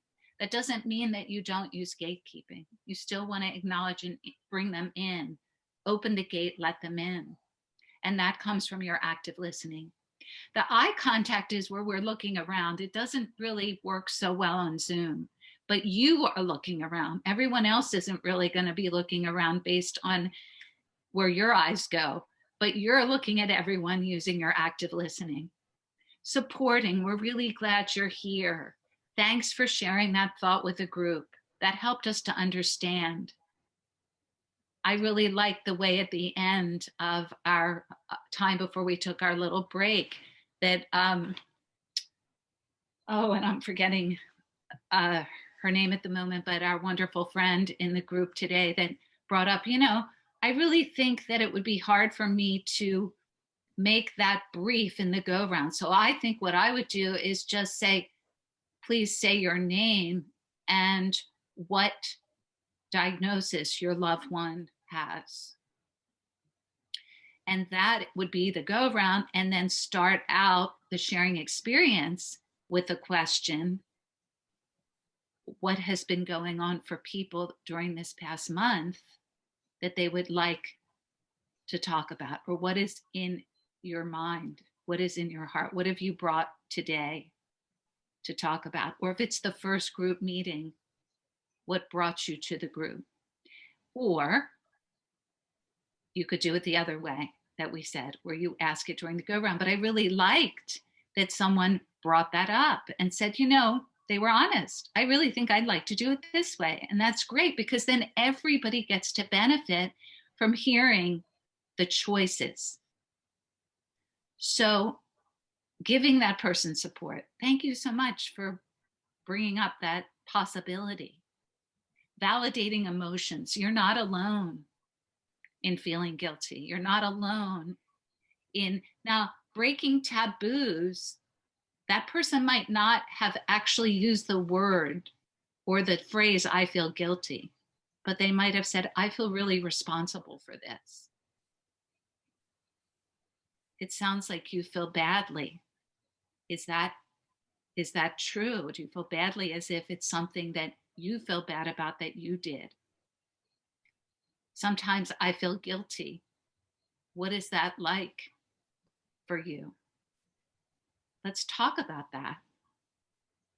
So you can use things that people say about their feelings to generalize and have it be something everyone can talk around. This can come up in a bereavement group. Someone brought up that they have a bereavement group, things that we didn't say or wished we said or wished we did.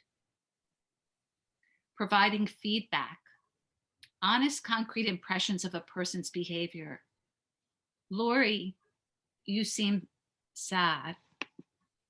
Now, Lori might not feel sad, but the fact that you said you seem sad, she might say, well, I'm really not sad.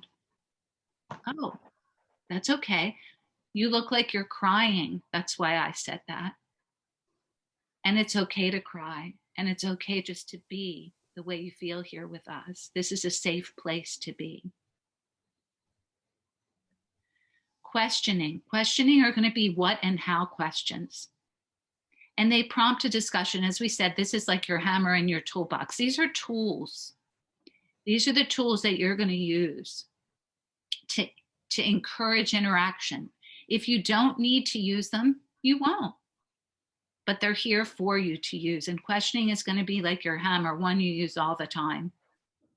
How was this last week for you? How was this last month for you? Are there any other thoughts that people have on that issue? And they're open-ended questions. They're not yes and no questions. And refocusing.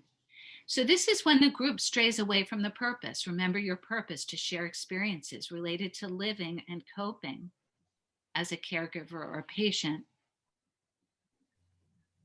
And if someone gets off the topic talking about something that has nothing to do with that, then you can say as a facilitator, let's come back to the purpose of the group. We talked about having a subtopic. Amy mentioned how she might have a subtopic for the group, or a topic, she called it. I'm just using that term subtopic because the purpose is really your topic, your overall topic. So she had, I believe, she said one of the topics was brain donation. People could choose whether they wanted to come to that group or not, because she let people know ahead of time that that's what their topic was going to be. Say somebody gets off the track of the topic and say they're talking about that specific brain donation topic. Let's get back to the topic that we were talking about. We started out with this.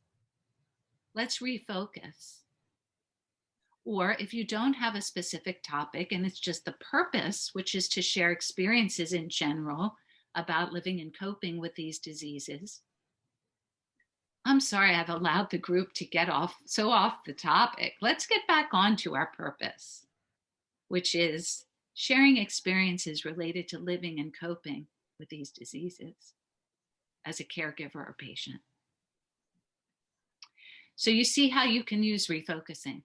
Interrupting you're going to do, because I think I've done it a few times just because I'm aware of our time, where I've had to say, okay, and I've summed up what someone said, or said, thank you so much for sharing that. Blocking is when there's a problem that's counterproductive, a behavior that's counterproductive in the group, like monopolizing or judgmental behavior, where you want to make sure everyone has a chance to talk. So you might have to, for example, if it's monopolizing, say, thank you so much, Gloria, for your input on that. Let's see what other people have to add as well. And we'll come back and have more time to talk. We'll all have more time to talk around this later. It's a little easier in a virtual room, I think, because you can kind of just jump in and two people can't talk at once. So once you jump in and say, thank you so much for that, let's move around the screen and see what other people might have to say. Let's go to the next slide, Joanna. Restating. Restating is a skill we talked about. Someone is giving a whole bunch of information. You may need to interrupt by saying, oh, let me just restate one thing you said that we could talk about as a group. And you will pull one thing out that that person said. So maybe it's a feeling. Maybe it's about hospice. Maybe it's about an end of life issue. Maybe it's content related. Maybe it's process related. The process is the feeling. We're processing feelings.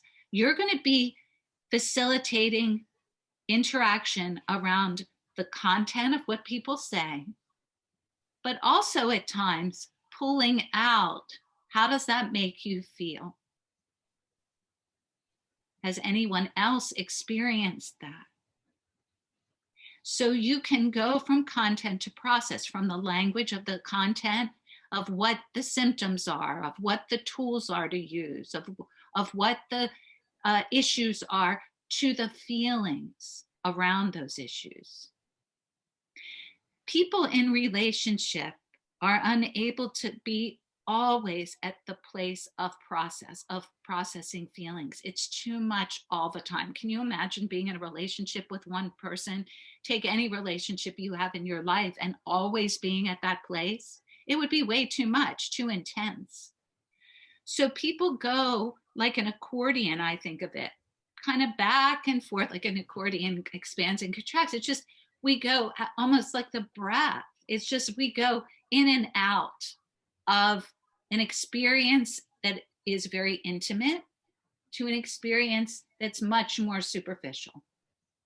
We do it in groups, we do it in relationship. And this is how your group will go. And when you have an opportunity to talk about feelings because someone brings something up that's feeling related, or you decide as a facilitator, this could be a useful time to say, how did that feel? Once you do that, other people will feel that they can talk about their feelings about something too. But you can't expect that the group will stay at that level of intimacy for the whole time.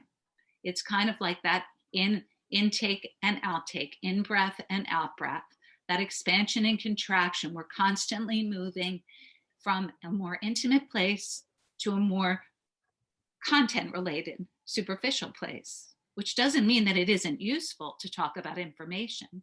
That's useful too. And all you have to do to actually move the group is to ask the question, how did that feel? What was that like for you? Suggesting, whenever anybody gets into giving advice, all we need to do is remind them. One of our guidelines is, just want to remind the group, and you can say it to the whole group, you don't have to say it directly to that one person, that we are here to share experiences. That's our purpose. So we're going to suggest based on what we each experienced. So I would say, I have experienced this, or this is what worked for me, rather than give advice. Just that simple, and using your own words. So whenever you hear advice, you just bring it back to the guideline of, yeah, what was your experience, rather than what you would advise someone. What happened for you? We talked about gatekeeping when we were talking about active listening, linking. You are in the group as a facilitator pretty much every session, you and your co-facilitators. So you can use linking. It's not as much an active tool that you're going to use all the time, but when you can, it's a beautiful one to use. When someone who's new to the group, for example, comes in and they say that they've experienced a certain situation or feeling or event related to the disease, and you know someone in the group that has had a similar experience because you've been there for a while, you can say, well, Amy, one of the things that John talked about and experienced earlier in his journey was very similar. John, would you be willing to talk about that with Amy? So that Amy and John now are talking to each other in the group, and the rest of the group is listening. And that's called linking, where you link two people together. And then what happens is you bring in others. Information seeking. It isn't about being an expert. You're all experts. You've been through this yourself. No one is more of an expert. You're seeking the information, as we talked about before. We were talking about getting speakers and reading information and asking doctors and sharing what we have that we know because of our experience. Has anyone else in the group ever had this experience? That's going to be one of your main questions. Second main question, has anyone else in the group ever felt similarly? Self-disclosing. You are a facilitator of the group. Whether you're co-facilitator, you're equal to your co-facilitators. Everyone's equal, but in terms of your role, co-facilitators and facilitators are equal in terms of their role. Everyone self-discloses in the group. That's what makes it a mutual help group. It's not a mutual help group if you have a professional that's never been through it before. Doesn't mean it isn't a valuable group. It's just not a mutual help group. A mutual help group is a peer group. It's a peer group where everyone has had the same experience. So when Greg, who is director of CurePSP, as you know, when he leads his group, if he's leading as a professional, he's not leading a mutual help group. He might be leading the group with the same purpose, but he is different. He's never been through it, perhaps, right? And that makes him different. Everyone is not a peer. So he's not going to self-disclose because he can't.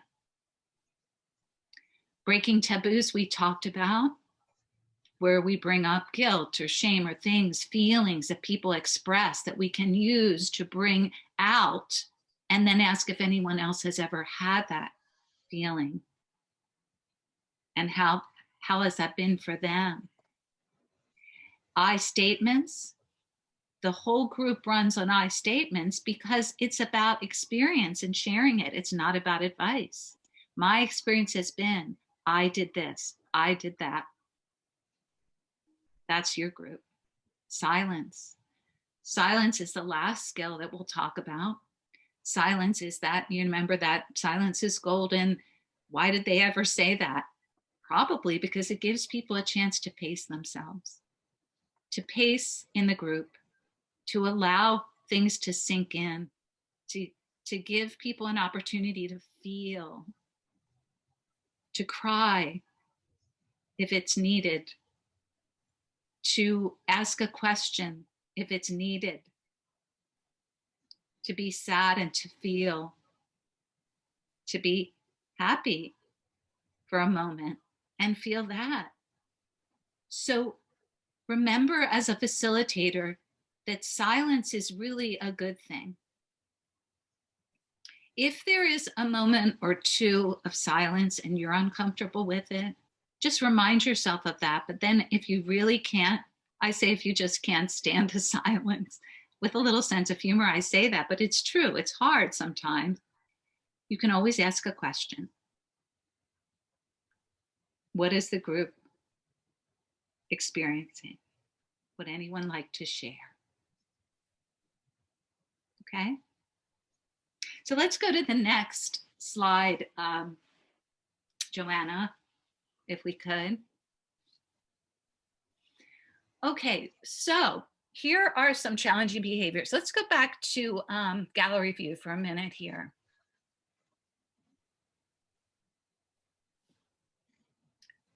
Thank you. Have any questions about those skills? Those tools and how you might use them, whether they make sense to you? Everybody okay with those? I'm going to look at everybody. Yes, go ahead, Mary. Could you just go over breaking taboos again? Yes. So breaking taboos, so something that is a taboo topic. What is a taboo topic in your experience? What would be it? Yeah. As a facilitator, what would you say is kind of something that like people are, let's say, hesitant to talk about? We really haven't had that problem. The folks in this group, we get into some pretty interesting things, but I would say end of life stuff is the hardest. I would say that's probably one that we've really, that and brain donation. We've gotten into them, but we lost a couple on that one time because somebody said too much. She told me later, well, she just got two, whatever, and they just weren't comfortable coming back. So I guess there are.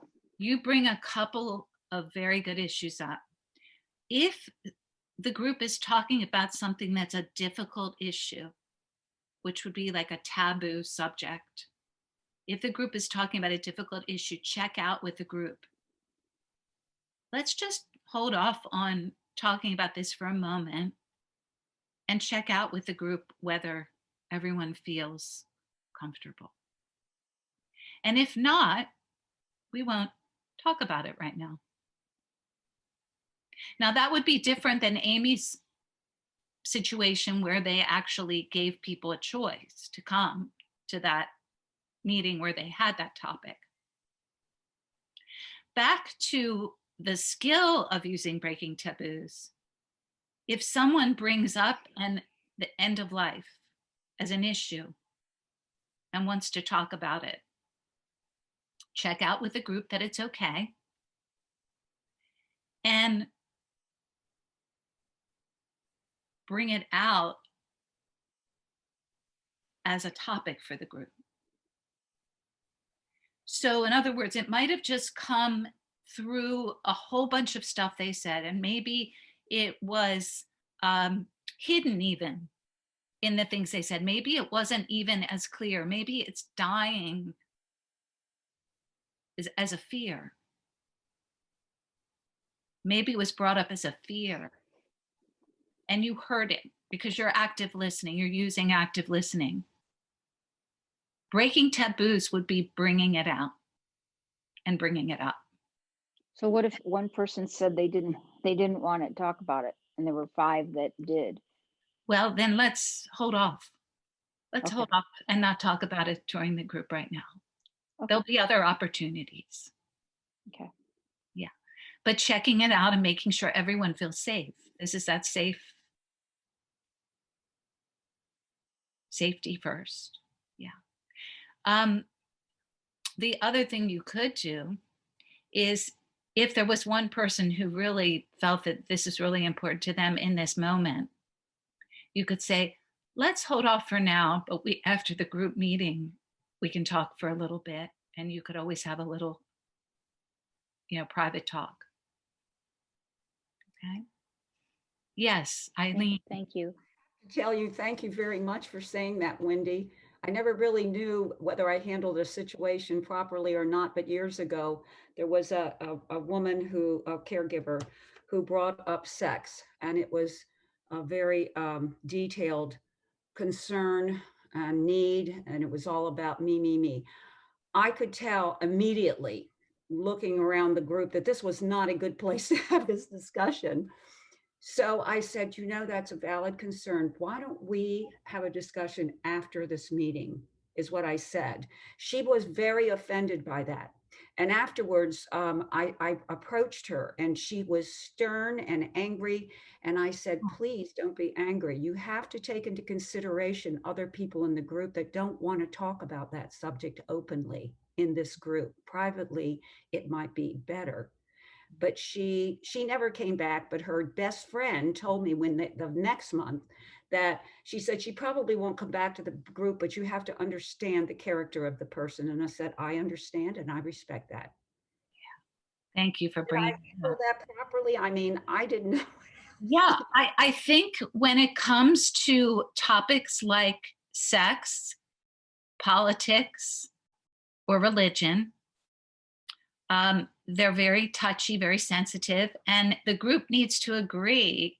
For example, if it's a caregiver group, obviously you wouldn't even consider talking about with mixed male and female, or with mixed caregiver and patients. If it's a caregiver group of men or a caregiver group of women, and that topic were to come up, then you would check out with the group. Is this a topic that people want to talk about? And if not, then we can talk about that privately. And I mean, I think you handled it fine. It sounds like to me, I mean, you can't, this is under the heading of, we can make some of the people happy some of the time, but not all the people happy all the time. But we can be honest, and we can check out with the whole group. This is a group, so we have to make sure everybody feels safe. I think that religion, politics, and sex, really, the same thing applies. Obviously, politics has nothing to do with our purpose here, so we wouldn't be talking about it. Religion might. Someone might proselytize. I don't know if anybody's ever had that happen, but it can happen in groups where people say, well, if you really believe in my God that I believe in, then this wouldn't be happening, or something like that. It may not be an issue that ever comes up in your groups, but you would do the same exact thing. It's okay to talk about what our experience has been regarding what God has been helpful for me, but it's not okay to tell people what they should do. And this is true with everything. It's okay to say what my experience has been, but not okay to tell you what to do. And when it comes to sex, it is an issue that's very appropriate to your group, but it may not be okay for everybody to talk about, and that it has to be okay. It's the group's group. Now, the other challenging behaviors that may or may not be issues, and I want to make sure I check this out with you, are monopolizing, negativity, judgmental behavior, angry behavior, and help rejecting behavior. Are any of those issues for you all? Yes, Kristen's saying yes. Kristen, which one? Or which ones? Well, and I think, because I took the training that you had recorded, I think a while ago too. And I think, first of all, like, these things do happen, but it's certainly not the whole group. I mean, most of the group is wonderful. And then just every now and then there's a little hitch or whatever. But yeah, I think a lot of those have happened, and sometimes like misplaced anger, you know, in a way, or anger, or sometimes very real, you know, anger about this condition and so on. Good. But definitely, yeah, anger, monopolizing is tough. Okay, good. Yeah, All I right. mean, Let's talk about any of them, right? No, let's talk about, those are the two that are, let's talk about. So, monopolizing behavior, angry behavior, judgmental behavior, they all come under the guidelines. If you think about it, and you go back to your guidelines, we had share the air. We had a non-judgmental environment. We actually don't have something specific to anger, but we have said that it is okay to share your experience. So we haven't said specifically it isn't okay to be angry, because it is okay to be angry. Now, how we be angry is what we have to be okay with. So is it okay to use profanity? No. No. Is it okay to yell and scream? Yes, as long as we're not scaring other people. Like using an I statement, I am so angry that I'm in this position. That's okay, right? But it's not okay to get up and to kick and scream and be scary to other people. So I think it's important to be able to draw the line for yourself and for the group what is okay and what isn't. And when it isn't okay, to be able to use blocking where you interfere, interrupt counterproductive behaviors and say, wait just a moment. It is okay to be angry. And we want to hear you be angry. We want to hear from you how you feel. And this is important. However, it can't be scary to everybody. So I just need to ask you, and we don't use profanity. Those are the two things. Okay. So we want to encourage people to express their anger. It's very important. It's very healthy. And somehow we've been taught that we're not supposed to be angry or not supposed to talk about it. No. It's just that it has to stay in a place where it's respectful of others. Does that make sense? Okay. So what we're doing is we're saying, this is okay. This isn't. Can you do this? Can you tell us how you feel? We want to be here for you. Sounds like you're really angry, and we get it. Now, notice I use the word we. We is a cohesive term, and we can use the word we when we talk about the whole group. When I talk about my own feelings, I wouldn't say we. I would say I. But as the facilitator, I'm saying we care about you. We are here with you. We want to hear what you have to say. We want to hear your anger. Just need to hear it so that we feel safe. Okay. Monopolizing on the visual virtual screen. It's going to be hard to monopolize except to talk too much.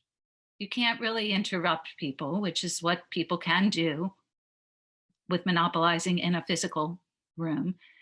But they might just talk too much. So what you're going to need to do with that is, again, going back to your guideline at the beginning, an introduction, we share the air. So I just would like to interrupt for a moment, and this is for the whole group.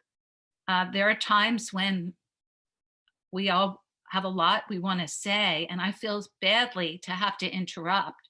But in thinking about our time and getting around to the whole room, what I'd like to do, Carrie, is take one of the things you said, and all the things you said were so important, but take one of the things you said and see if we could ask others how they might relate to that. Thank you so much for sharing. And one of the things you said was, and then use the tool restatement and throw it out to the group with a question. Does that make sense? Go ahead, Janice. Well, you're not on. Yeah, your mute's on. Right. In my somewhat limited experience with what I've run into several times is whether it's the go around question and, you know, why are you here? Or what is the disease? Or sometimes it comes later with another question, is people, they're new groups. And so they really seem to want to let people know who they are and be validated for what they're doing. So it's like they'll say, well, you know, my husband was diagnosed with PSP 3 years ago. And then they start going into, and this is what's going on with him, and he does this, and he has this, and then I need to do that. And I mean, I can appreciate interrupting and what you're saying now, but how do you take that need? Where do you put that in the meeting? How do you validate that? And how do you also, because people seem to be interested in this is what the commonality, you're dealing with this versus I'm dealing with that. So how do you take that and put it somewhere else rather than having somebody, because you can end up with the whole meeting being taken up with that and some people not even getting a chance to talk. Okay, so let me see if I understand your question. So how do you interrupt them, or how do you I mean, I can, you know, I think you've given some good information about how to interrupt. And I mean, I certainly could take something and say, how do other people feel? But what I'm finding is with these meeting, people just, they're getting to know one another, and the Yeah. way that they're letting people know, who am I? Yeah. Beyond, this is my name. This is who I'm caring for, and this is what's going on for him.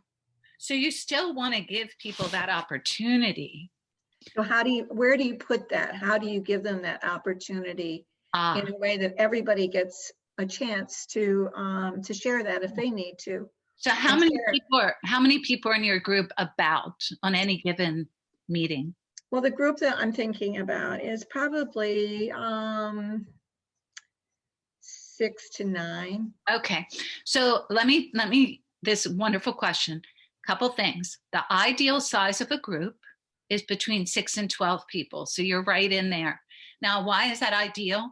Because a facilitator can easily encourage constructive interaction between that amount of people. And that's a great amount of people because people can really share their own situation with each other. And there's a lot to learn from each other. And it's easy for you to facilitate, and it's easy for them to be a part of. Okay. With more than 15 people, it's very difficult to facilitate a group. Yeah. And people are not going to have as much time to talk. So once you get up to 18 or 20 or more people, it's very, very difficult for everybody to really get a chance. But with that 6 to 12 people, ideally, you should be able to give that person a chance to talk and then say, we'll get back to that, but we'll get back to what you were saying about your father. Let's take one thing that you just said, just like I'm doing now with you and have been this whole time, and let's talk about that with the rest of the group.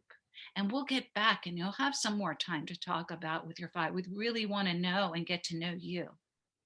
Okay. So that you're not shutting them down, you're encouraging interaction. You see, there's a difference. Mm-hmm. But if we think about it as shutting them down, or we say, well, look, we need to move on. We can't talk to you anymore, which is kind of would feel like shutting them down. Right. But if we think about it in terms of what is something that person is saying that we can all relate to. And by the time the group meets, over time, we're going to get to know each other and all those details about her dad. Okay. And it may be that even within that one meeting, there's going to be a lot more opportunity. In fact, you could even say, Nancy, you were talking about your dad before. I'm using Nancy as an example. Tell us a little bit more about him. But you've already been aware that other people have gotten an opportunity to share and introduce themselves and bring up their issues, and you can come back around. Does that make sense? It makes sense in that if everybody is inclined to do that, to say, I mean, we can come back and maybe this is what we talk about tonight is, share share 3 things about the person you're caring for that would help us to get to know them or something like that.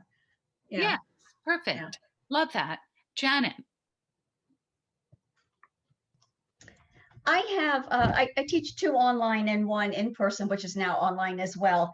And one of them is quite large group. I can have anywhere from 15 to 20. And I think some people here are in that situation as well. And I thought I'd share one of the things I do in that group, because it sometimes is impossible to get around to everybody, although we try. But I tell people 2 things. One, I say, use the question box. And if you can't get a word in edgewise, or if I'm not calling on you've got something, put in the question box. And I always give priority to what's in that question box, because I know those people are really hot to get an answer. And the last thing I do at the very end of the online group is I say, okay, it's time for us to leave. However, if you came with a burning question and we haven't gotten to you, please unmute, tell us now, or type it in the question box. So I always have that at the end. But there's some times where we don't get around to everybody, but I at least give that opportunity. I thought I'd share that. That's very helpful. again, a group that's more than 15 people is very difficult to facilitate. And I think it ends up being, like you said, more of a, what are our priorities? You know, who really has something we really need to talk about tonight? And the question box is, of course, the chat box is what Janet's talking about. This leads me to a couple things that I want to make sure we talk about. First of all, going back over the challenging behaviors, let's come up to the slides for a minute, make sure that we go back to those. Just to Joanna. She's my sharing screen person. Joanna, oh, thank you. Okay, so with any of these behaviors, you're going to do the same thing. We talked about angry behavior. We talked about how it's okay to feel. It's a matter of how we come across to others. And so putting some boundaries around that. Monopolizing judgmental behavior. We talked about how we use the guidelines at the beginning to remind people that, yeah, this is what we do. And so sometimes I'll need to move people on. You've already said that at the beginning of the group. So when you do it, people will understand. And you'll restate, you'll use your skill with a person who's talking a lot and you need to move on. You're aware of that. So you're going to use restatement to restate something that they've said and then throw it out to the group in a question. Judgmental behavior, you're going to use your blocking. And then that just means interrupting in the middle of a sentence if you can. For example, if someone's using profanity, we just would interrupt as soon as we hear it and say, oh, we don't use profanity in the group. I'm so sorry, I didn't mention that. Please tell us how you're feeling. It sounds like you're angry. Would you want to tell us more about that? So you can take responsibility for things you didn't say that a person would never have known because you didn't say it. I'm so sorry, I didn't mention that before. Okay, it's appropriate because a person wouldn't know. And you know, in the younger generations, you know, it may be that profanity isn't as big a deal in our, you know, those of us that are from the older generations, we really aren't that comfortable generally with that. So you always are thinking of the group as a whole. And if anybody in the group may not be comfortable, including you, then it's okay to set that boundary or that guideline. Help protecting behavior is where a person will, I didn't hear people saying this was an issue for you, so I don't think we need to go into it too much, but where someone is saying, no, that won't work, that won't work, that won't work, that won't work.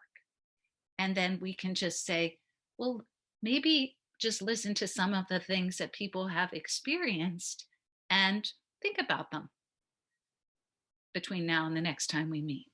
But it doesn't sound like that was an issue, so I don't want to focus on it too much with you all. Next slide for me, Joanna. So when we close the group, we use this summary that's a go round. And what we would do is we'd ask each person, it's about 10 minutes before we end. I'd like to ask each person to go around and say one thing that was helpful for them today. Or one thing you'll take away with you from this time we've had together. It's very empowering to each individual. It's very empowering to the group as a whole. And it gives you a sense of meaning, the group a sense of meaning in the individual, because you can look back on the group and say, this is what I got from this. This was really helpful. I think I'll come back, you know, is kind of the way they're thinking. We learn about each other through the process of the summary, because as we listen to what people say, we're learning, oh, wow, that was helpful for them. That's really neat. Yeah, that was a really helpful thing that person said. It provides the closure that a summary does. And as I said, it makes people want to come back. Can we go back to gallery view, Joanna? So what I'd like to do is have you say one thing in the time that we've spent together. And I'm going to show you how this works, but it's also helpful for us to close. And because we're a very big group, and even if we weren't, we would just say one thing. And it would kind of be like what we did at the beginning. when we did the characteristics of the person's personality that is effective as a group leader. One thing that was helpful for you today, or that you'll take away, and I'll just call on you, okay? And if I can't, I think I can see everybody's name now. So there, Janice, just one thing. The guidelines, I need to remember to do those. Okay, and they're always done verbally. You can have a written copy to read from, but you always do it, even if you have the same people in every group, every meeting, you still do them because it orients everyone to what we're here to do. The purpose and the guidelines always set. Thank you. How about you, Myra? Oh, you're on mute. You showed excellent caring as you gave your information. Oh, well, thank you. I appreciate that. Thank you. Carrie. I'm going to go with kind of the restructuring. I always have trouble of somebody kind of overpowering the group. So I like the small introduction that you're giving at the beginning so that everyone has an opportunity to talk. Good. So I suppose the guidelines, like Janet said, but that's just really good for me to kind of not go right into roundtable discussion so that everyone doesn't get the opportunity. So I like that. Good. So we've got your introduction, your go around. Well, introduction always has the purpose and the guidelines. Your go around, which is short, and then you're sharing experiences where you're getting into the things that have come up either in the go around that were specific or a question that you're asking that's going to get everybody interacting and talking together. And then you have a summary. Very good. Margot.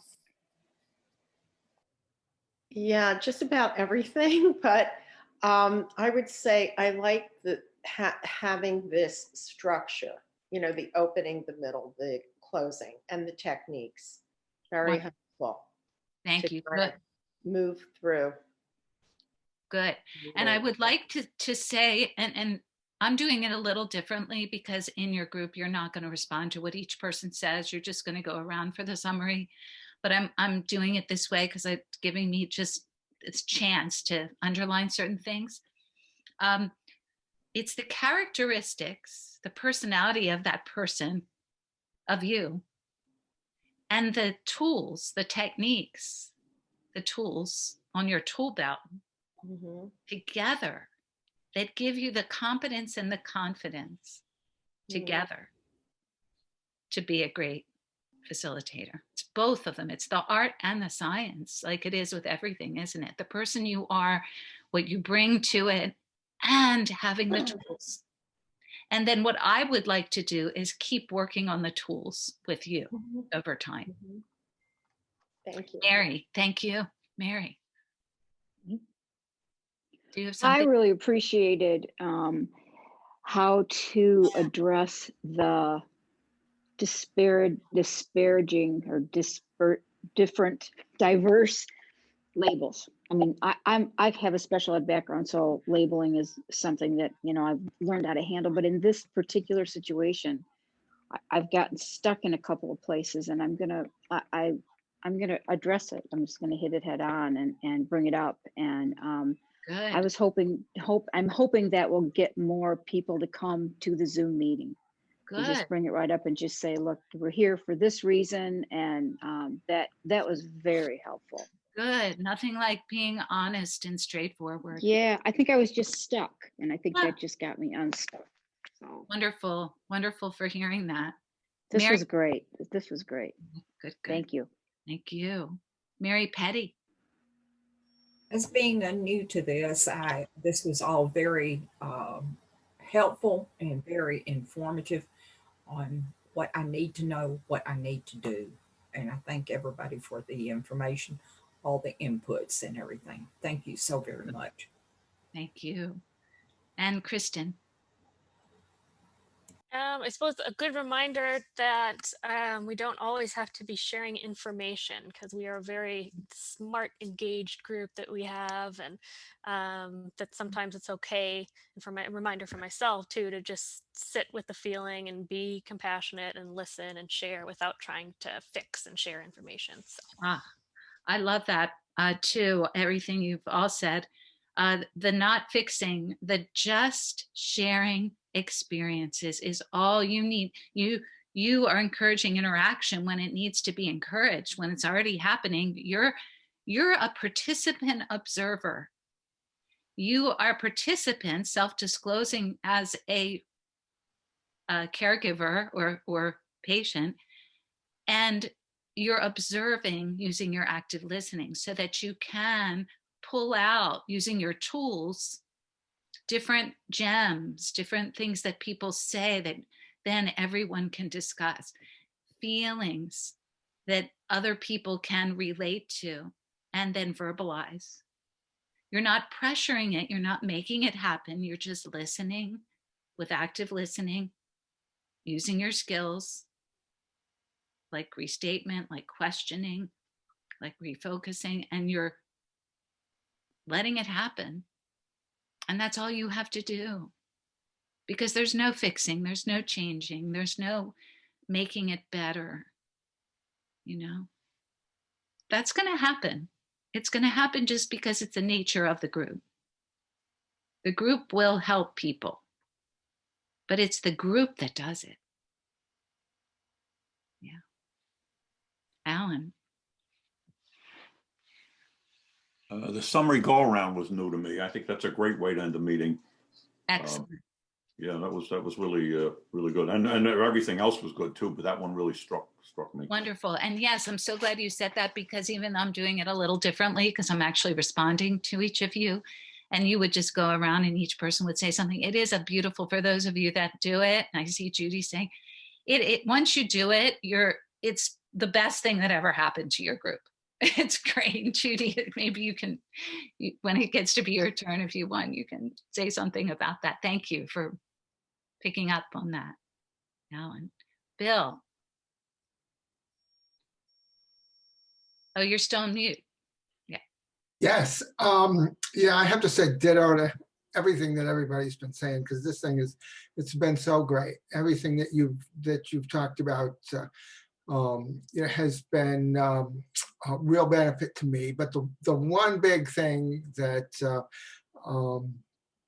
that I appreciate is how to deal with the monopolizing conversation. You know, how to interrupt, to break in, to validate the person, and then redirect it out to the group. That's a tool that's really good for me. Good. And remember that you can always use your guideline at the beginning, the share the air guideline, so that it isn't personal. It isn't about the person. It's just that, we're thinking of the group as a whole. And I'm so sorry, take responsibility that I need to interrupt. And we will be able to continue more, because we really want to hear more about the situation.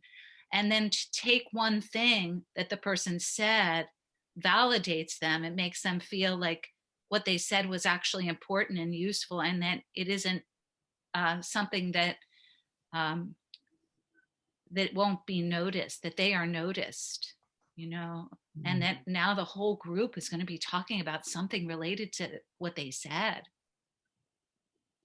So you're using what people say for interaction purposes. Thank you. Janice.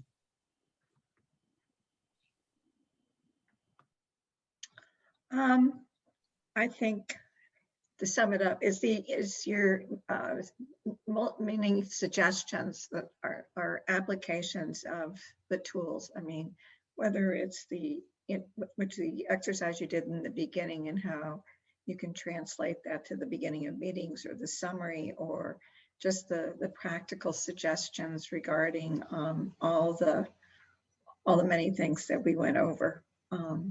Too many to name, but well, thank you very much. Thank you, Janice. My pleasure. Thank you. Paul. Yes, ma'am. I appreciate your time. and I learned a lot. I think that we've tried on the intro to cut people down. They somehow, I have the same problem Janet Edmondson had with people. You tell them, you know, why are you here? Name and disease, and then they expand. But you gave me a couple of ideas on how to try and rein them in, and I think that's helpful. Same thing with monopolizing conversation. We do the, you know, try and move them on, but there's a difference between coaxing them out and where it seems like you're running over them. And I think that there's some suggestions there that may help also. And we have not done the closing, and I'm going to try and do that. Wonderful. And what I am cheating about is usually I say one thing. And there's this one lady that comes to one of the trainings that I give similarly, but give it each month. And she puts her finger up and she says to her group, just one thing, you know, and a little sense of humor. Like I think it was Bill might have said, or no, Alan, somebody said, is also good. Cause you know, it is kind of funny. I mean, one thing.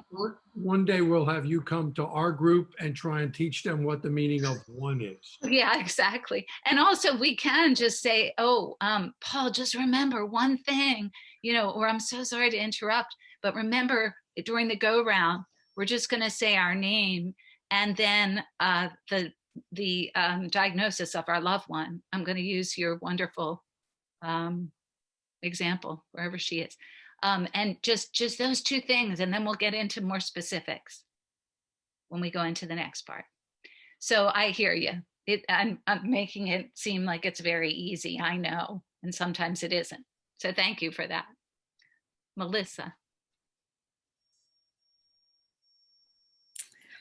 Yeah, I found this very informative. I'm maybe coming at this from a different perspective. I'm a nurse practitioner. I don't have a loved one or family member with PSP or MSA or CBD. And I think being in that provider role, I feel like I need to fix it for everyone in the group. So it was good having the purpose of the group is to share experiences, because I think that's been a worry of mine, that I'm not effectively assisting this group in, you know, and what they're dealing with. Yeah, thank you, Melissa. I just like to say very quickly, because I know we are 10 minutes over, and may I bargain till 3:15 for that.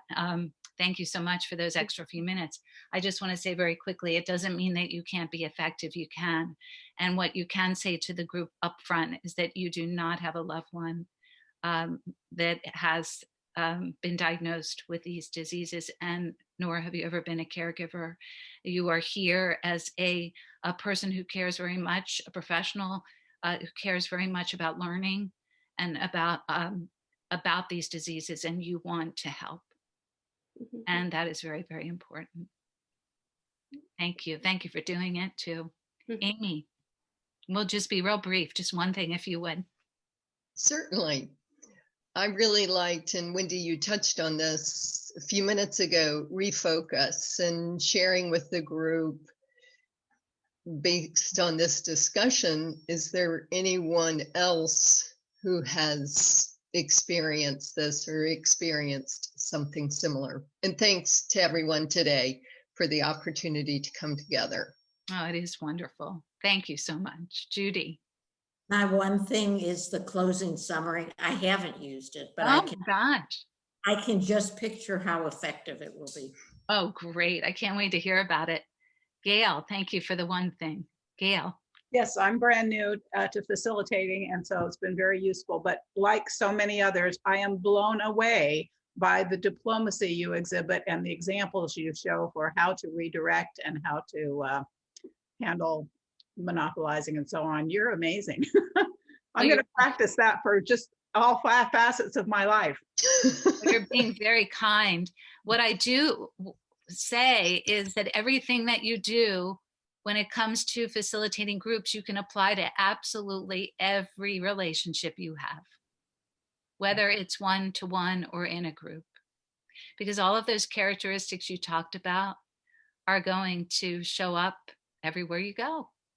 And the tools sometimes around the dinner table, they can come in handy. Thank you very much. You're very generous. Joan? Well, since I've never facilitated this type of group before, I think all the comments of everyone here were very helpful. Yes, I agree. 100%. And this just shows the richness of what happens in the group. You don't have to carry it. All you're going to do is guide. You're a participant because you're self-disclosing. Otherwise, you're observing so that you can pull out those beautiful nuggets that people share embedded in a bunch of things they say. You pull it out and you use it to relate for others to relate to. Beautiful. Christine, sorry. No problem. Thank you for everything today. I really appreciated the information that I got from having mixed groups, whether it's the caregiver or the person that is dealing with the condition personally, or the different diagnosis. I appreciate the helpful hints on that and the suggestions on that. So thank you for that. Good. Thank you, everyone, for those. Those came from everyone. Thank you so much. Mary, I think you already said Mary Maker. And Roxy? I am going to incorporate the summary in our group. I have not done Good. it before. I can't wait to hear about it. Thank you so much. This has been wonderful. Thank you. Thank you. Kelsey, did you want to share something? I also love the summary idea, and I do love the idea of a go around in the beginning, even in the way that you did. Maybe less about what disease, but more about a word of how you're feeling today or what you want to bring today. I think that could be a great way to start a group. Good point. I love that. Thank you. Nancy Montgomery? Yeah, kind of a simple thing. I picked up a lot of tips today, but one thing that stuck out, and it might have been Janet that said it, about the use of the chat box. So to highlight the use of that and the importance of it and how it can be used up front, maybe as part of the guidelines. Mm-hmm. Wonderful. Thank you. How about you, Nancy Freehill? Hi. Yeah, the chat box thing is terrific. And this is so much better than doing, Wendy, I like doing it in person as opposed to doing it online. The group. Oh, yeah. It's fantastic. It's wonderful to see friends and new friends and new faces. I like the idea of and I'm thinking about how people split the group, or whether you have a breakout at the end. I want to be respectful of people's time, so I'm going to think a little bit more about that. But it's been chock full of excellent ideas. Thank you. Yeah, and so you wanted to talk, you mean, more about the breakout how you do the breakouts? Yeah, well, I don't know how to do that, but I know who to call, Joanna. Oh, okay, good. Good. Got it. All right. So I'll just see if it works for the group. Good. I like it. Good. Yeah, it's a whole different animal, this Zoom, isn't it? We can do some different things. And just one other thing is that I must say that as hard as it is for people to break into somebody that may be monopolizing, I have to say, I think the entire group that is on the call with you sighs in relief, because I think that's very apparent. Absolutely. That is a very good point, and something that I just like to underline quickly. And that is that when you are interfering with these problem behaviors like monopolizing, you are doing it for everyone. Yeah. And it is very important. Otherwise, people will not come back to your meetings if you let people go on and on and on. Eileen. Well, first, Wendy, I want to thank you for facilitating this wonderful training session. I have to say that clinicians, professionals have to be certified every so often. I've probably attended 4 or 5 of your training sessions, and I always take away something new. So I'm hoping that going forward, we will continue to do this. My takeaway has to do with how to handle a difficult conversation by surveying the group openly. And I think my mistake that I made in my previous explanation of the person with the question about sex is I should have openly surveyed the group so that I wouldn't have been the one that was pushing her out the door. Ah, very good. That was my mistake. If I had said, how does everyone feel about this discussion? They would have all said, we prefer not to do that. And so she would have realized that it wasn't me, it was everybody. But hey, we always learn something in your training sessions. Thank you so much, Wendy. Thank you so much for sharing that. Thank you. Cynthia, last but not least. You're on mute. I just want to say thank you. Very, very, very much. Thank you. I can't say enough. And seeing everybody. The one thing I am going to look into is the bereavement group. You gave me an idea. The group gave me an idea. So thank you. I might be something we should maybe pursue and look into. So wonderful. I love it. Thank you. Love it. You are all having an incredible impact on other people. And I want to thank you for doing what you do. And to summarize the day is to say, in a nutshell, that you, as you practice these skills and as you develop the characteristics that already are so much a part of you, together with both of these things, you will become the characteristics and the skills more confident. And as you become more confident, you will be more competent. And really vice versa, competence and confidence can go both ways. And I believe that continuing to talk about these problems and solutions is the way to get better at being a facilitator. And even just Eileen, who's done this for 10 years, who really answered her own question. Nobody really even told her that, but just through the process of talking today, she's like, oh yeah, now I kind of realized that if I'd done this, it would have really been helpful. So we figure out answers to our own questions just by being together and tossing all of these things around together. And I want to thank you very, very much for the honor of being with you again and again and again. And I can't wait to come back and be with you, both virtually and in person, but in the meantime, virtually. Thank you, Joanna. Thank you, Kelsey. Thank you so much. And again, I loved being with you today. Thank you, Wendy. Okay. Thank you for being here.